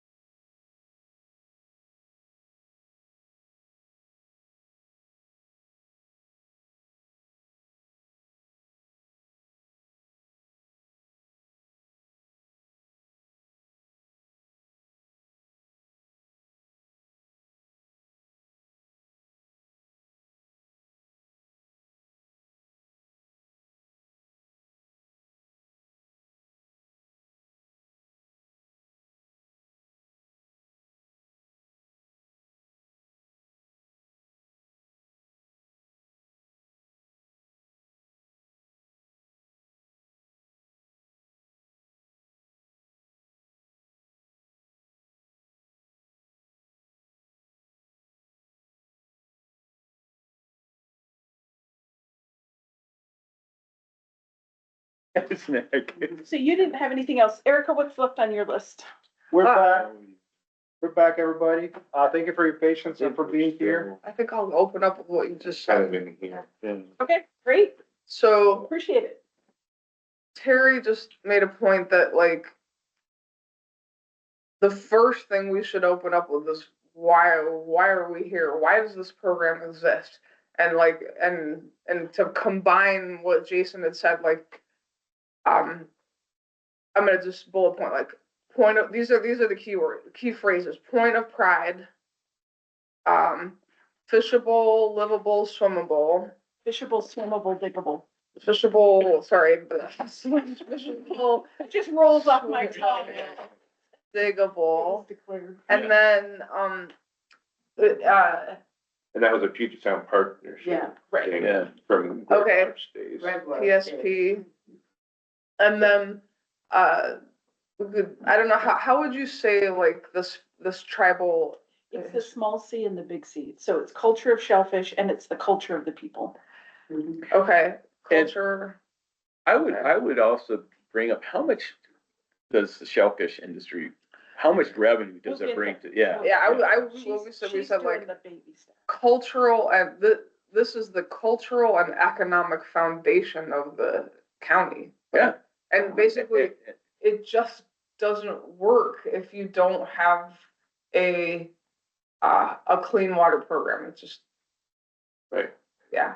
I should send you the original shellfish sill NEP that Ian, Erica, and myself wrote for the Clean Water District. Okay. Because the partnerships for clean water, because it tells that story, I think, very well. on, Okay. Like the cultural importance, tribal traditions, Mason County culture, this is who we are, and this is what pays our bills and brings people in.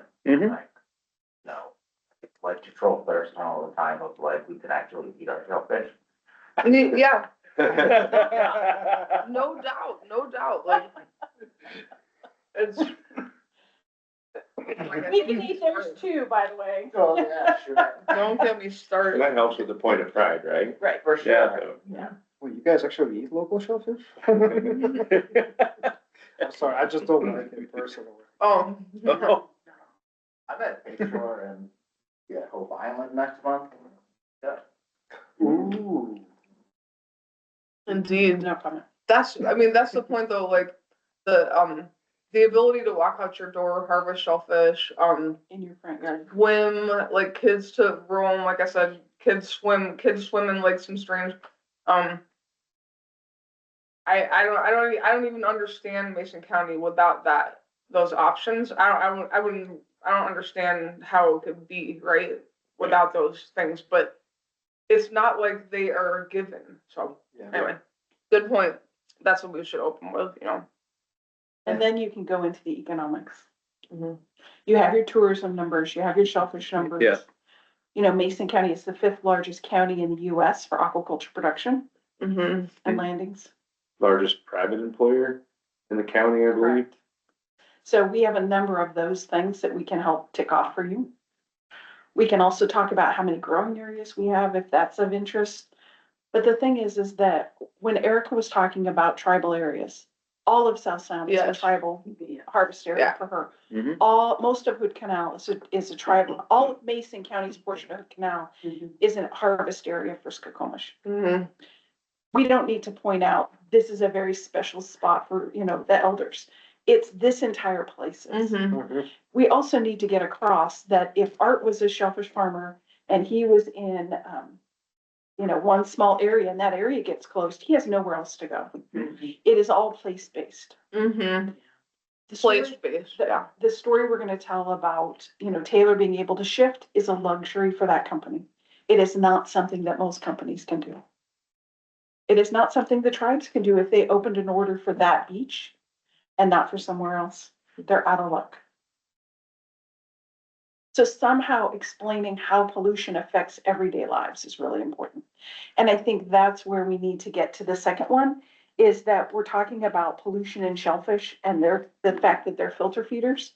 We also need to talk about pollution in people and how we shouldn't be swimming in those areas, right? because of that. The other thing is, I think, Michael, you mentioned that you had a 3-day closure. It's actually, depending on the condition, it's a minimum of 7 days. And it's 21 days for sewage. So that's a long time, and the commissioners need to understand, what do you do with a crew for 21 days? If there's a sewage spill, Blue Heron goes over, it's a 21-day closure. North Bay Keys Inlet goes over, it's a 21-day closure. You have a bypass at Shelton sewage treatment plant, you have a 21-day closure, minimum. If the discharge continues, it's added on to each time. When the river floods, and that gets back to Erica's description. So when it rains, we need to get across to folks, when it rains and the water hits the land, it moves everything into the sea. I think that's a way better say than the way I said it was too technical. I just think if they can visualize, Yeah. so working with homeowners on agricultural patties in their yard, you know, in their pastures, or dog waste. Where does dog waste go? It melts and it runs into the bay. The cow patties melt and go into the bay if they're not being picked up, if they're not being managed. It's that sort of visualization. And yes, we might not see it in the data because we have so much flow. And maybe explaining that it's still a school bus of fecal coliform, but because we have 15 school buses of water, you're not seeing it. And that level of understanding for a commissioner, I know I've gone through that with the past commissioner. He got it finally, once we talked about numbers and just helping them understand that. And I think in a briefing, we could have that opportunity to do that. I don't know where these 3 commissioners are in understanding this really and relating it to their own practices. Do they have animals? Do they pick up their dog waste? Do they understand why it's important? I don't know. You know, do they have a valve in their boat? Do they open that Y valve to discharge into Puget Sound? I don't know. You know, all of those things. How do we make this relatable to them as living on the earth, and getting back to Erica's thing of, I live on the bay, I have certain responsibilities, and what are those? And I think one of the things we've missed, and I think you guys did a really good job, but we've missed mapping everything to this program. On-site septic work is really important. How do you use that data to do your hotspot analysis? It's critical. If that program goes away, what do you guys do? How do we leverage it? And it comes back to Nick's pie, but we need to have individual programs. So if you could pop up that slide with all the, you know, with the sources on it, I think that would help.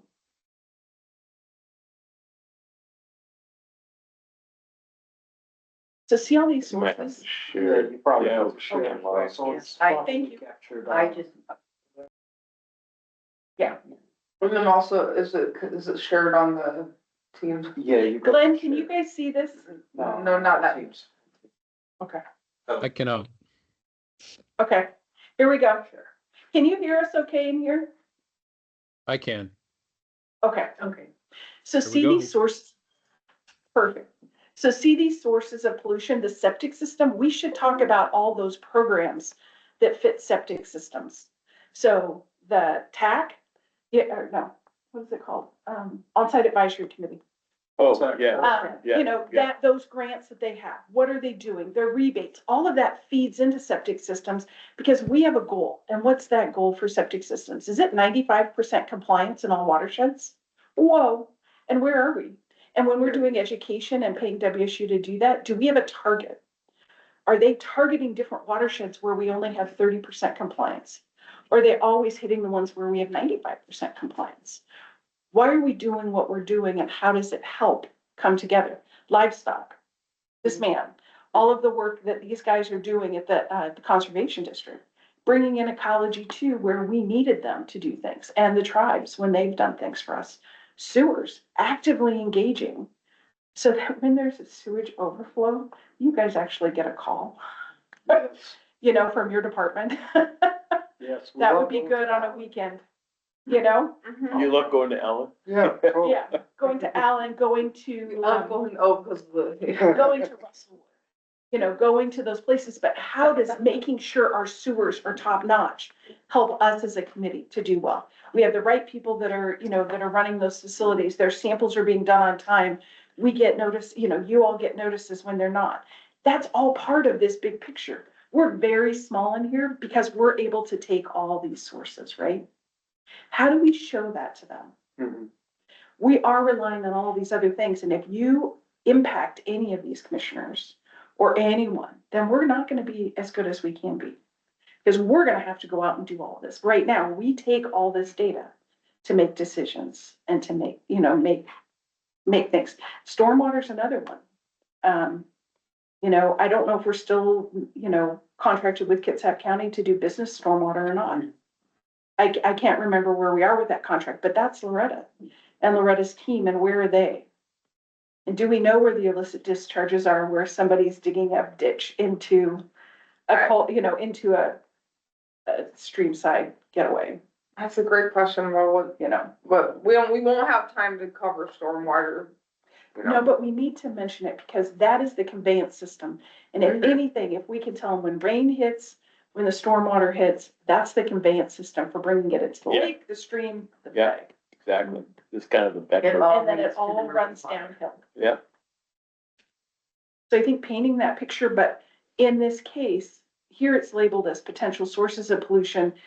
If we could have another slide that says, these are all the programs that support this, and we need to bring in all the neat money. So the money you're getting from Department of Health, the money you're getting, if you're getting any from ecology or DNR, to do those sorts of things, is how does that fit in? So they can see that they're not paying anything. The other thing is that if we need more money, I remember a commissioner, and I'll have to go figure it out, but in one of the briefings, they said they've never asked for money. We've never asked for the county to put in money to this. Did you say, Vlad, that they covered the difference? So what was that thing that, were you talking to Casey Bingham when you, I thought you were talking about like $40,000? Yes, FPHS, that was, extra, money that we end up using towards, Clean Water District. So one of the commissioners mentioned in one of the meetings that they've never been asked for money for this. So if we need money, I think we need to ask them, because if you don't ask, they can't say no. Okay. If they don't ask, they can't say yes, Okay. A little bit random, but just thinking of, we're trying to narrow down this presentation into, we still don't know what time frame, kind of. What's the media type there? I haven't been in the chambers for a long time. Do they have a screen like this? Yes. Okay. They, A table like this and a screen like that. but much smaller room. Yes. Okay. I think it is, yeah, they do, for the briefings, they have the table, right up front. Oh, it's in the commissioner's chambers? Yes. Okay, Yeah, all right. they do have a screen, on the side. They have, several cameras installed all around the room, and it's being, streamed, live via YouTube, I wanna say. And then, the other one, and then we do get Mason County, yes. Mason Web TV. Yeah. Mason too, thank you. So we spend a lot of time talking about ambient monitoring, but we don't connect it to why we do it. Mhm. So I'm wondering if that could be a place where it's cut, and we only show two areas, and Vlad and I were talking outside. Our commissioners and us represent the entire county, but we only are focusing on two areas, Ennis Bay and Oakland Bay. What about the others and those other folks that are paying that don't see their area represented? Well, I was wondering, don't you guys do shoreline sampling in North Bay? We do. So whenever I first started, the scope of our work was, limited specifically whenever it comes down to the shorelines. The way it has been presented to me that Oakland and Ennis Bay are two primary targets, because those are the two main critical areas of, Mason County, Critical for what? with, bacteria levels. But if we look at the data, we see other areas. So that's Yes. why, and this clean water district is supposed to be a hot shot team plus other things, but how do we represent all of the people? That's the thing. How, as a taxpayer, would I see myself and say, oh, well, they're not doing anything for me? Why would I pay this? Right. I think the opener, the way you described the opener is a good idea. Hey, I almost feel like we should sort of like rapid fire through the slides again and be like, okay, did we cover everything we do? But I heard two additional slides that we might want to make.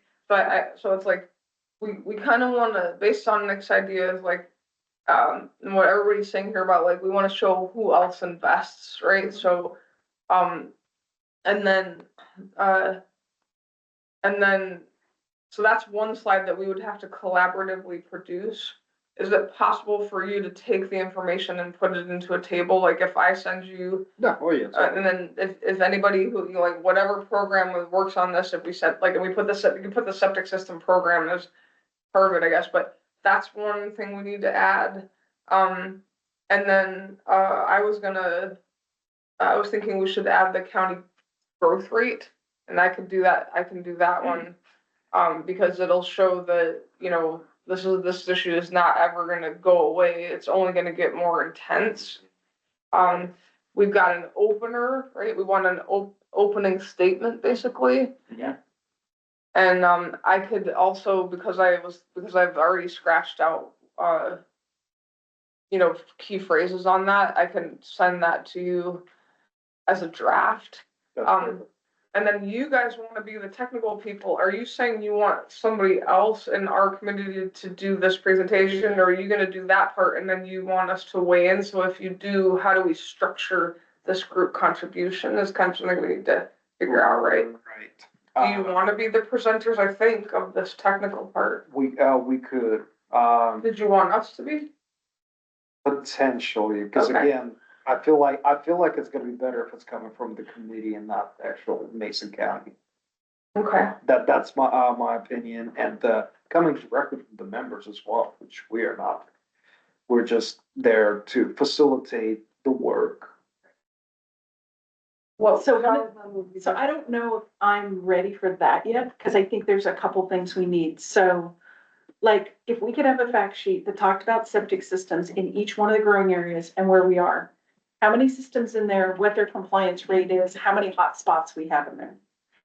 That's a basic, right? Yeah, that I would mean, be for slick. Art, he needs to know how many septic systems on Mason Lake are not currently up to date. Yeah. That is gonna help him with his HAP issue and the plant issue. We know that. Yeah. So, I mean, that's a good number to have. If we had those for all the areas, that would be great. How many rebates do we have? How many, where are the workshops? Well, do Where you are want those that in the things? presentation? No, as a Okay. fact sheet. Yeah. As a technical Backup. document. So that Yeah. if we talk about septic systems, then they can give them ahead of time saying here, And do you have that at your fingertips? you should. Just like how many septic systems in the county, how many by growing area, how many are, up to date? I might be able to pull that out of our database. I should be able to. I don't see a reason why Okay. not. Because Okay. I think that would be helpful. And I think, yeah, and we can do the same if Nick can give us about how many animals we have and how many farms we have. And he might be able to go east, north, south, and west. I don't know. But, and I know it can't be by watershed. And if not, we can get that information. Well, for it could you. be by watershed, it just can't be finer than that. Oh, no, we don't want finer than that. We want general. Yeah. What are we dealing with in all these quarters? And where are we doing really, really well? And where do we really need a lot of help? Because this presentation is not only to educate the commissioners, it's to educate the community on. So that they can go, I don't want this in my backyard. That little brown dot that you saw, Michael, that is now removed on Hartstein Island, those little brown dots are a result of the Lower Hood Canal Clean Water District. Those dots didn't used to exist. Parcel closures were not known. Once they were known, we were able to talk with those homeowners to say, do you know that your beach is closed? The homeowners often were not notified, and either of the neighbors. So having a dot helps us educate them about those issues. Okay, so information coming out, if a watershed's at 40%, if a watershed's at 90%, two totally different things. And I, as a clean water district, a person would say, hey, Vlad, we need to get into this area to do all the education this year. Let's, it's great to spread it around, but we really need to target here to get those numbers up so that Michael and team and Noah don't have to keep traveling around to find those. Because if the septics are up to date, that's one less thing you have to look at when you do your hot shot, right? It's data. Knowing if he has any complaints is a data point.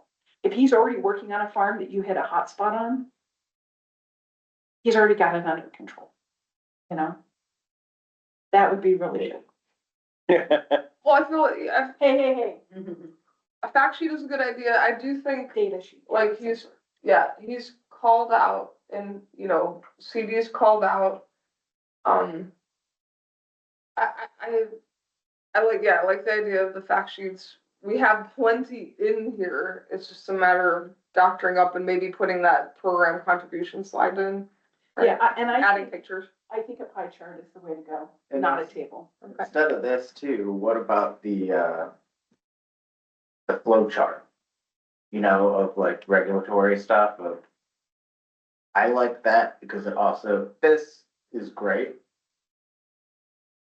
And it's simplified for the commission, but on the other side, sometimes it's nice to hit them with the complexity of the thing. Can you move to the reg sheet? Then if then that's the case, then there's a lot of stuff missing from the regulatory. Yeah, I mean, that should be a fact sheet too. We could have that as a fact sheet. But here's the thing. I mean, do you have a regulatory flow chart that you guys work off of? Meaning, for example, like. If then statements, you know, if this scenario, you go here for the regulations or for help. Or, yeah, Like like you know, the one, 'cause we've drafted one in the future, but it was before you guys were here. So it's kind of like this. It's like, if a landowner, if a neighbor makes a complaint, we do this. If, we get a high hit, we do this. If it's about farms, we refer to the CD. CD sends a letter, you know, after the third letter, if we don't have a response, then we collect samples. If we get, you know, if we have high hits, we can call ecology, which we almost never do. And then was the last thing was like, if the landowner decline, like we can't enter their property if they decline to let us. But anyway, do you have anything like that? Not as far as It's Okay. an SOP, isn't it the very last appendix in your SOP? Oh, huh. Look, So remember the guidelines that you guys have that you work through internally? The last copy I have was from the Annis Bay, the first Annis Bay district. Where we actually appended that to the plan. But anyway, I think that could be helpful. yeah. Oh, Yeah, yes, flow chart. yes, we do have that, yes. I forgot about that. Oh, yeah. I think it's in that 2017. Awesome. Like, is this? Is it a reality? I can't remember how this, but it looks good. So we just need that on hand. Right? Yeah. Actually, it should be part of the briefing packet. Okay. Great, okay. Yeah. Yeah. I mean, and that's what we'll have to talk about whenever this is planned, is what needs to go into the packet. So if they have time to read, let's give them plenty to read, and the citizens read these packets too. Mm-hmm. Yeah. If nothing else, it helps, yeah, because they have to Right. justify Mhm. increase to. So we've to got- towns. Septic stats in the packet. We have septic statistics, Mhm. farm plan data, or, you know, farm plan CD data, CD summary, We should have growing area closure data, meaning, growing, how about just growing areas? right, what's approved, you know, the different classifications. Okay, and that could come from Trevor Swanson. Then what else? We have the enforcement of flow chart? Or Yeah, yeah, It should be A process. reality based, please. The process flow chart. yeah, I think. yes. Yeah, okay. I mean, it should be reality based, meaning like we don't achieve what's on the flow chart. Well, it's just like when there was in the flow, when one of the charts, and you mentioned court. We do not, enforcement is kind of not happening. We go out, we send a letter, hey man, you Mhm. haven't done this, hey man, the next year you haven't Mhm. done anything yet, we don't have anything. Well, what about with Oakland Bay And then, Farms? is it Andrea or Andrea? Andrea, she's relatively new. Is she assigned to us all the time? What does that mean? Well, The who Clean Water pays her District. salary? See, we don't have that kind of information in the budget. Who pays her salary? Is it split with community development? No, she's, getting paid, directly out of on-site funds. of Hey. on-site fund. Yes. Which is what, the Clean Water District, No, No, No. on-site sewage. Sewage, yeah. on-site sewage. yes, yeah, that's what I meant. Well, Nick, when we think back to Oakland Bay Farms, what was it? I know that ecology got pulled in for enforcement there. Was it fines that were looming that caused them to? Fines from the state? So when it moves to Yeah. administrative order, yeah, a lien is put against the property. And Okay. and they have to be compliant basically until the sun explodes, and then they never move to the point of fines, but it could be upwards of $10,000 a day. Is that in the flow chart? But that's I think ecology. it just says ecology referral. Mason County. Well, it's you gotta have a deferment box in there, right? If it gets really bad, you go to ecology. Yeah, Maybe so what- this ends with how the livestock associated compliance starts is, they're not compliant, it ends with referral to ecology. Ah, Yeah. okay. Yeah. Carries further. Well, we can ask ecology to bring in their enforcement process to as a part of the briefing packet. Right, and Yeah. they're in Longacre, it's very busy in that county right Oh, I'm sure. So this slide, I'm not sure we need this slide. I think we need maybe a timeline of when we had our first clean water district, when we had multiples, right? Because we have 7 or 8, and then we combined to this one. So the county chose not to use the word SPD. They chose to Yeah. use the word clean water district. Right. The commission, when they see this, are not gonna relate it to us. Right. That could be a backup chart. It could Or be a backup piece of you paper. could just do a timeline of a historical timeline. Yeah. Yeah, You know, and we could do Just both. snapshots of years, and I've got those. So, you know, our first voluntary was Tottenham Skookum. That's why, for me, it's really important that we're doing work in Tottenham Skookum. Mhm. They didn't have a downgrade. They voluntarily formed the district. They voluntarily paid to have staff out. We need to make sure those growing grounds are good and that those people are safe. But whenever it comes down specifically to the shoreline survey, from what I understand, that with the current budget that we have, we are expected to conduct 2 total within the current budget. That's through the NEP funding? Hmm? Through the NEP funding from health? No, that's specifically the Clean Water District. Maybe we could revisit that. Cause I'm not sure those 2 areas are the ones we should be focused on. So say that again, you're just really focusing on 2 areas? The thing is that our budget Oh. is only allowing us to do 2 shorelines, 2 shorelines total, 2 areas total. Mhm. So, Each year. yeah, each year. Oh, each. And we've always been doing these 2. Correct. But we haven't done the West Shore, we haven't done the North Shore, we haven't done the South Shore, Which, we haven't done Taunton, we haven't done Pickering. some of those areas will be addressed through some of the grants that we have received. See, that's where the mapping comes in. That's where you tell the bigger picture of the flower. It's clean water districts in the middle, but how are all these things feeding into it? That's what we don't see. And that's what we don't know. So how are those other areas being picked up? Mhm. And can I just say one thing about the pick? So Commissioner Netherland loves the pick.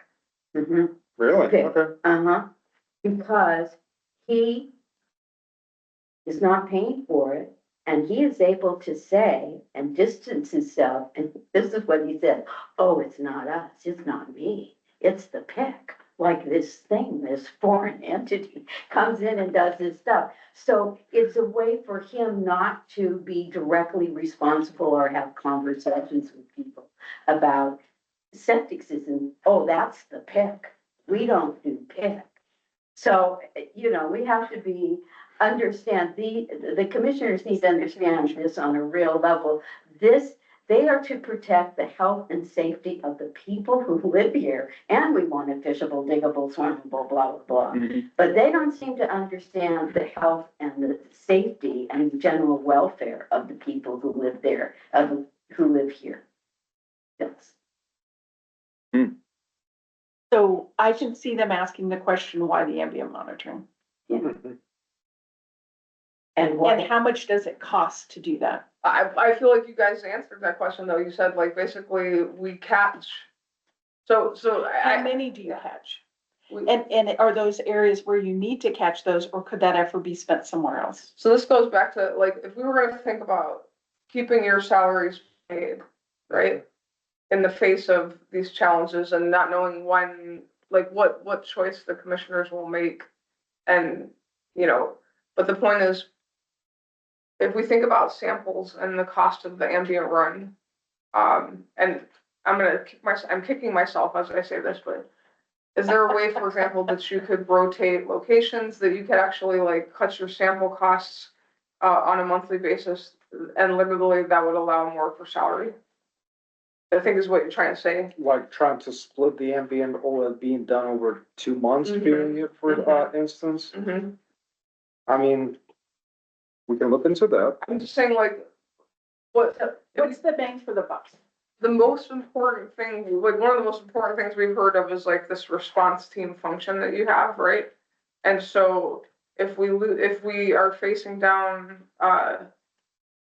being unable to pay your salaries, and we can pull some of that from sampling, and you can start to thin the sampling down while keeping your capacity to respond to things like you described, that would be a good idea. Except remember, Squaxin handed this ambient sampling run off to the county in an understanding that the county would continue it because because even though it doesn't like, that's what I'm saying, it's like. I know. But it's like, you're right, Terry's right, that you could be more strategic, like, do we have to sample all these creeks, and like, are they all right above shellfish growing areas? But, like we said, it's not just about, like, is there a growing area downstream, but it's about, like, are there kids playing as they do in every creek, and we haven't even gotten to the lake safety thing, which I feel like we should try to probably wrap up this presentation with this discussion with a set of actions, and then jump to like a little bit of lake discussion. If we want to talk about like other funding opportunities, if there is any to talk about today, and then maybe kind of try to bring it to a close. Just thoughts, but just remember, it is of the utmost importance to keep you guys working. Yeah, what would be Noah and Michael, right? Was the year on septic program funds? How much are you two? FPHS. Okay, great. So, Well, great, but we need to argue to keep all of this, so that kind of understanding the cost of each of the items on the shelf would be really helpful. Yeah. So that we can make that thing. If it takes Michael and Noah X amount of time to do something, and we have to have that in this area, then we have to have that. So what are we gonna cut? Even if we get the increase, if everything goes poorly for a while. I'm just grateful we have no downgrades this year. Yeah. I mean, it but it doesn't won't mean stay we're, that way. no, and it doesn't mean we're holding steady, because the numbers are going up. It just didn't trigger something. That brings to mind one other thing is it's cheaper to maintain this program than to have a reactive program. Mhm. The Yeah. ounce of prevention is worth a pound of cure. Yeah. That's why getting to the septic people and having all that work up, as high as quality as we can get, makes this a lot easier. Because they're already under coverage. They're already under stuff. Same with stormwater. Sewage treatment, I mean, we've got some sewage treatment plants that are struggling right now. 200 violations a year for some of them is not a good idea. And, there's no triggers for that, because I'm not finding where our current staff are telling commissioners about those violations. It potentially is gonna affect us. They just like happiness. Can I just ask one thing? Because, so is the ambient water quality monitoring, is that going into a database with ecology? EIM, right? You guys upload that to EIM? We share all of our data with DOH and ecology as well. So is But are it being you loading it accepted? to EIM? You have to load it into EIM. I'm not sure. Well, so what I remember in the beginning, because the coalition was, the last thing they wanted was the ambient monitoring. They wanted the thousands of deficient reports, the backlog cleaned up first, was, my understanding is the reason why we have fecal is because we were supposed to use the data to see if we could ever get some of those streams off the 303D list. Correct. It's a very I mean, It's so a are we still complicated trying to process. do that or Yes. forget it? Okay, so we're Yes. still doing As a it. matter of fact, I mean, because of this current struggle that we have with the lab, and Thurston County no longer accepting fecal Yeah. coliform samples, honestly, if we're not gonna be able to find the solution or another lab, we're just gonna stop doing fecal in People general. altogether. So And just then, do nothing but E. coli. so then E. coli those, does they not will help us never in be state. off that list then. No, So they will never be off the list. Is that what's gonna happen? all I know, it's a complex Yeah, yeah, process yeah, to right. go through. But what's the, but E. coli is not gonna help us for the clean water district, for the shellfish stuff.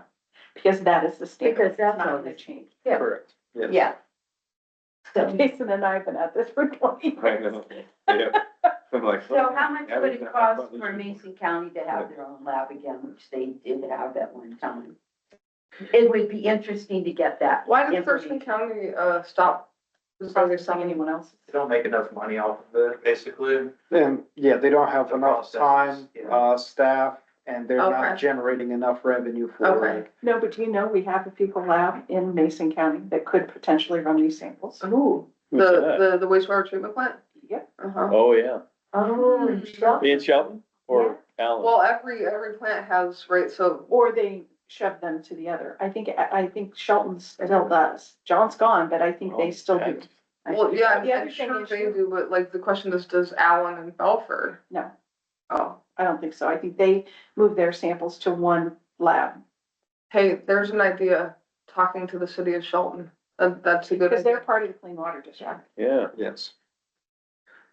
So, and from what I understand, the methodology that they're utilizing, for, the wastewater treatment facilities, and when they checking it out for the fecal coliform, that process was only approved for that particular reason only, like for only wastewater. And, But yeah, how do we use it? We're not using it for enforcement. no. So why does it matter? Because we just want to make sure that any methodology that we're Sure. using is EPA approved. Mhm. That's our main thing. It's not even the state, but more. Well, and the water potentially has sewage in it. That's why you're testing. Well, Mhm. I wonder if they would be if they would be enticed to get accredited if they knew they would have a consistent revenue stream from the county. Sure, I mean, that's also. Oh, I think that would be awesome. I'll talk to Brent Armstrong about it. Now, opening our own lab, I see very, very low % chance for it, because from what we've been seeing, there's a major shift into more like larger and centralized labs, Mhm. Sure.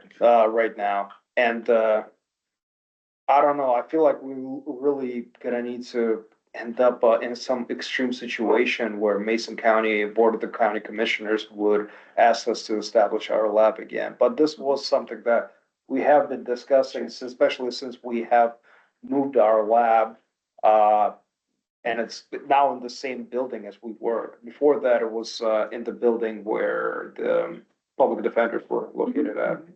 And they had an autoclave and everything else, Yeah. fume hood, Yeah. fabulous microscopes and Yeah. everything, because I used to I work in think there. that's all. Yeah, we still have some of them in storage. Maybe the point is that like, none of this works without sample processing either, Right. you know, so we should point that out. But, anyway, hey, let's get back to the whole, like, because we're moving towards like, what are we gonna take to the commissioners and right now we have this briefing packet, right? We have a presentation. We have a wish from you guys that we take on the presentation. Does anybody want to be the presenter?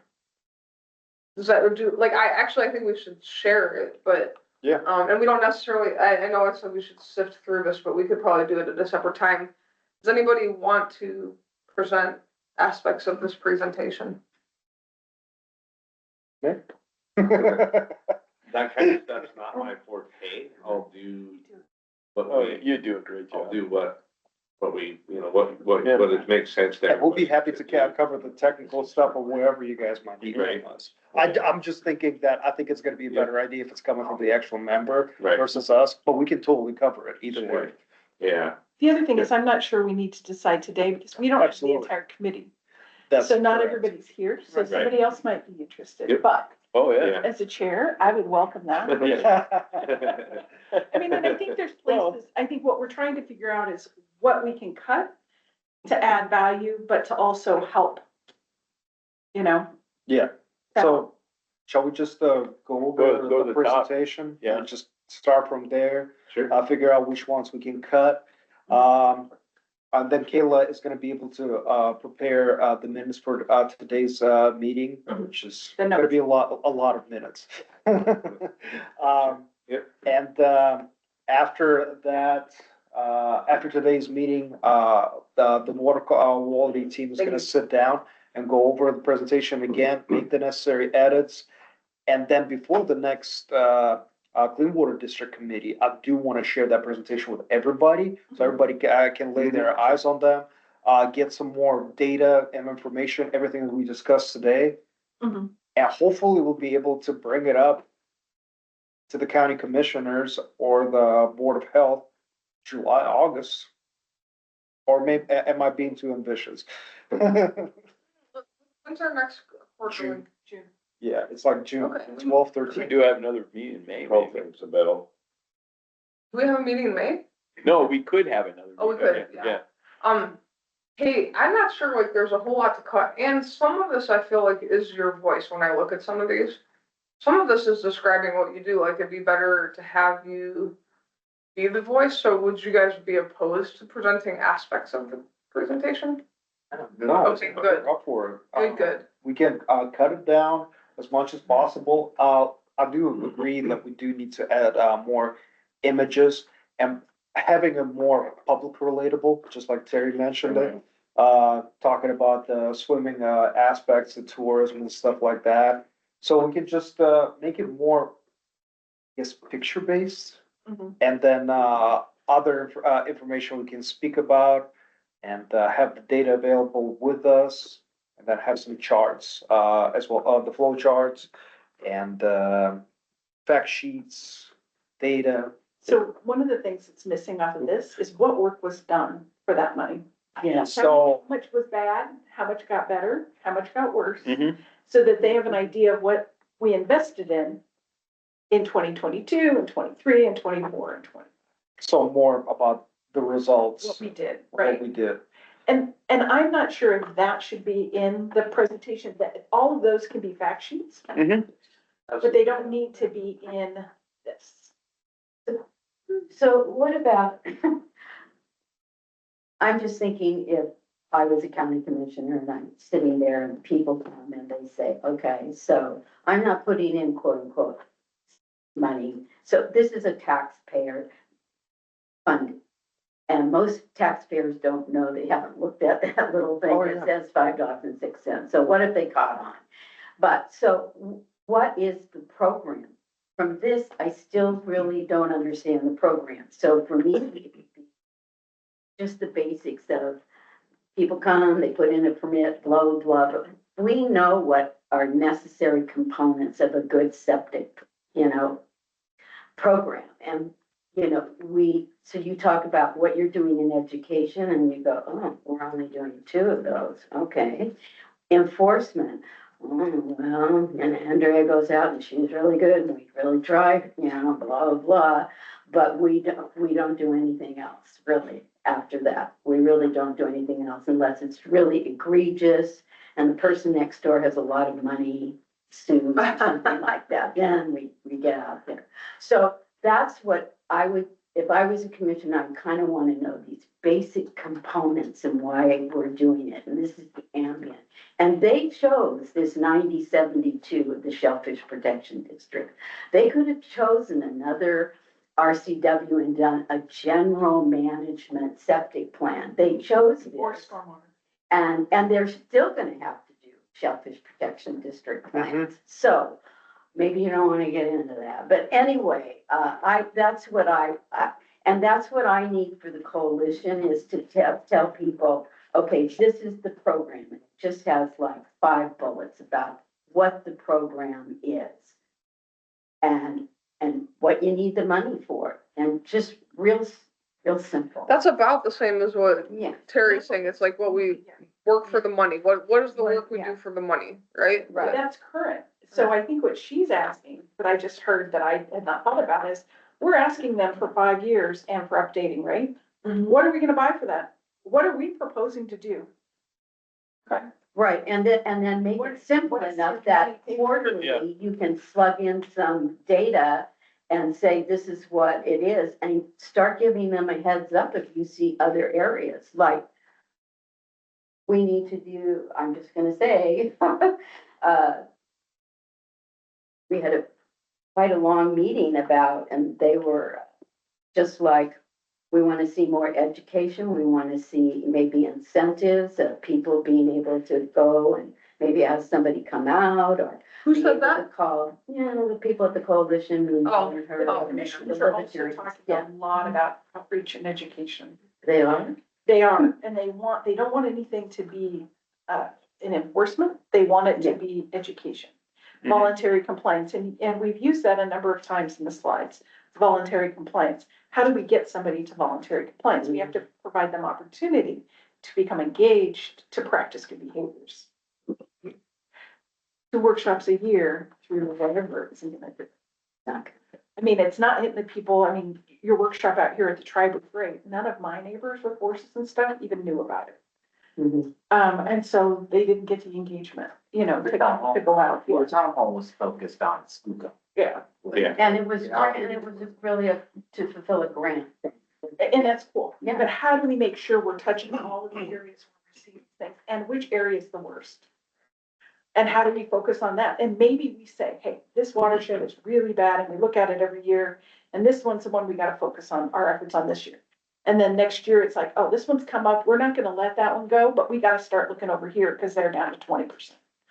Compliance on everything, working with them, working with you, everything under this. I don't know, because we don't have the data to see. In the old clean water districts, we got every meeting, we got a list of compliance. So we had heat maps of compliance for septics as to what people were up to date Mhm. and how old the systems were so that we could make decisions. Like, Big Bend Creek was one of the good ones where we had that every single meeting. So we could see, oh, this is a 1952 system and it has still not been looked at. So it's bright red. And I have used that, and now I haven't been able to get it. It seems to be something too difficult. But also I was able to get, like for my zip code, go to my Hood Canal Improvement Club meeting and pass it around so people could go, I thought you made arrangements. No, I'm here, and I didn't have to do a wall of shame or anything like that. I mean, people just went by and they were always looking for theirs or their neighbor, Yeah. And just that was kind of a passive thing. And that's what you need to get because people don't want to talk about it. People don't know. Yeah, they don't. So They don't know we have that data. So I'm hearing a little bit, like you said, septic system program fact sheets, statistics. How to help, Yeah. things they can do. Same with stormwater. People are not realizing the stormwater. Right now, when we see water running down a driveway onto the roadway, that's an illicit discharge. That needs to be taken care of. It's true, but I don't think we're gonna get that far in the. Yeah, I don't know how many horses and cows and everything else I have, that's, above that driveway with all that crap running and then the road turns green. I understand, it's like, And it goes into a culvert and into the bay. yeah, so hey, I'm back to, like, you guys have some notes on like things to improve, you got your plans. We all need to get program data to them for a program investment slide. We And back, activities, not just the dollar amount, the Okay. activities and the results. okay. Activities and results, and then yeah. Don't hesitate to reach out to Justin, because now that we're under contract, you can provide as much GIS support to you guys. Yay! Here's another thing, you guys. Wow, that's amazing. That's So heat amazing. maps, here we come. I am willing to, here's what I'm gonna push back on you guys a little bit about a lot of the content. A lot of the content seems right for you to present, but I'm willing to do an opener and a closer. So, I can set the stage for this. I'm gonna it's not like, we could do like this, like, here's the fishable, swimmable, diggable, tribal culture, economic foundation charge. And then or the committee has asked, the staff to do this technical part of the presentation. You guys do your thing. Oh, yeah. We come back with closing, we could have closing statements entity by entity if you wanted to, we could talk about like what's left to be done, which includes lake safety. Mhm. And that we would limit that to like a minute per entity.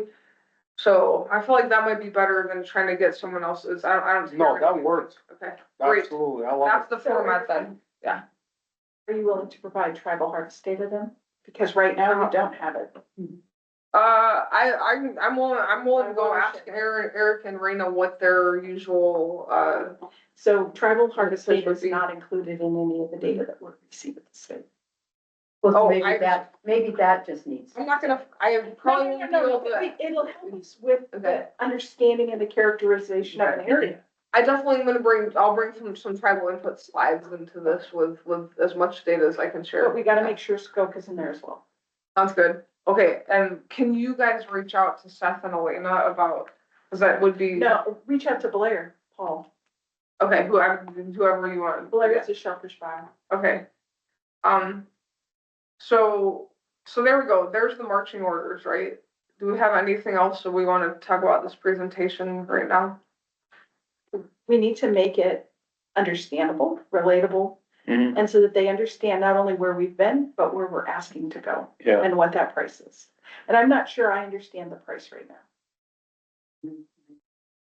Because I don't know what the work plan is for the next however many years.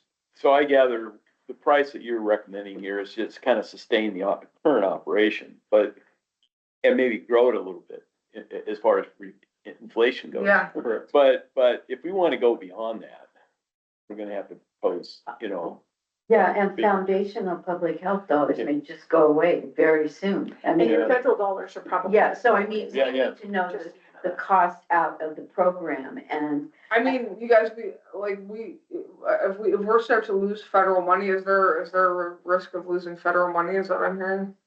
There's always that risk. Yeah. Because the How about whole the thing's tribes? I will be gone after September 30th. If Congress doesn't appropriate Clean Water Act funding, I don't get paid from some sort of tribal fund. I get paid it's your with hydraulic. EPA money. Yeah. So I'll be gone. Let's put it this way, my agency now has one hydrogeologist. We were wondering if you were gonna walk in the door today. Right. I know you're Yeah. not acting on no capacity to be like, we're just wondering when. I'll put a looking for work sign out. No, I'm kidding. I will not compete with my colleagues. Are you still working? I am. I'm My on vacation goodness. right now. Okay. Trying to take care of all the work that two of my employees that were let go weren't able to finish, plus all of mine. Before I let go, on May 3rd or whatever that magical date was. I mean, if we're all gone when you finally go to the county. Oh, I'll be just here. say- Oh, I'll I'm be just here. saying, Yeah. well, maybe it would be better if you weren't here, like saying like, well, we had a clean water program, but all the federal money disappeared, so everybody's gone, so you really should keep us. Yeah. Well, no, that's only gonna be like, well, if you guys don't have the support, then, oh, well, we'll just get away with it. No, okay. Hopefully The not. thing to understand is that you do need to acknowledge the federal, state dollars as well as the local and tribal dollars. I'll make a note of the It's numbers really, of federal. really Yeah. important because unfortunately commissioners think it's DOH money. It's not, it's EPA money, Right. Mm-hmm. Good point. okay? And do not count on any no cost extensions anymore. Okay? Get your work done in the time allotted, period. So, So I have Yeah. 10 minutes before Yeah. I have to get going. Yeah. I'm not sure how much more time we're No, that's going fine. today, but. do you have anything closing you wanted to? I just, at some point, I was just for the minutes and for open Yeah. public meetings, is there any public comment at this time? We're there. You stop sharing. Yeah. Just want to make sure, at the conservation district, we do it twice, Yeah. just to kind of make Absolutely. sure we cover the bases, but, yeah. Leah and Glenn, do Oh, you it's not have a quorum. more further that you'd like to say?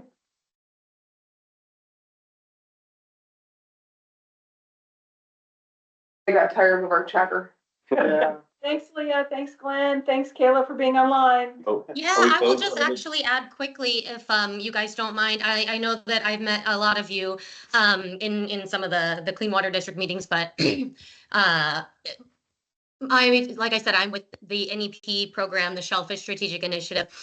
This conversation is super helpful for me and tracks really well with some of the other conversations that are going on. I don't know if you guys know Audrey Coyne, our Shellfish Strategic Initiative lead.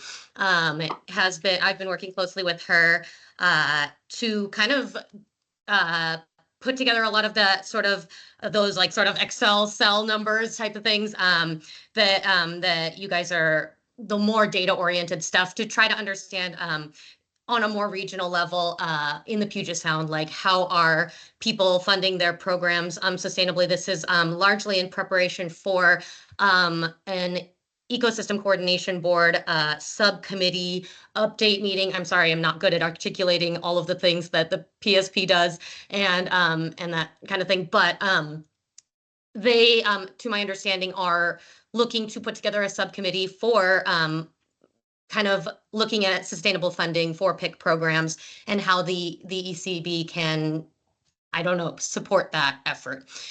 So in my role as kind of helping to regionally coordinate PIC programs, that is obviously of interest to me. So Vlad, I'm happy to continue like talking with you and working with you on kind of putting together some of those pieces. And I know it was also said that it is really hard to just compare programs because even though there may be funding in place or not, it might not always go to the same things and support PIC efforts. It's a very challenging and complex landscape to kind of try to put together all the pieces and understand. And yeah, like compare one program to another because while you're doing similar work, it's very differently structured and partners are always involved at different levels. So me trying to understand, I appreciate the opportunity to drop into these meetings and wrap my head around that and then help bring this information to other spaces. So I appreciate being kept in the loop. Thank you so much. It's very helpful. Thank you, Leah. Okay, we'll ask Glenn. Or did he leave? Doesn't look like it. Yeah. Okay. If you wanted to say something, he would have. Yeah. We need a motion. If that's what we want to do. Well, and we No, can still have informal combo. I think our agenda is accomplished. I believe Yeah. so. Yeah. Terry, motion to adjourn. I'll second. Been motion moved and seconded to adjourn. All in favor? Opposed? Motion carries. Thanks, everybody, for all your time and effort today. Yeah, Thank it you was for making a it here today. good session. Okay, Yeah, So- I got plenty of notes. Well, do you need something from us? Kayla? Are you here with us? She's mute. I mean, she quite possibly might be, Just taping it. or, I do a lot of different things. she's like at the front But desk mainly right it's, Well, we can so turn it we off. farm. now. Yeah, and we have a recording as well. And so I'm All kind right. of connection between. Thank the you, everybody. farms and the Have a processing. great day. Yeah.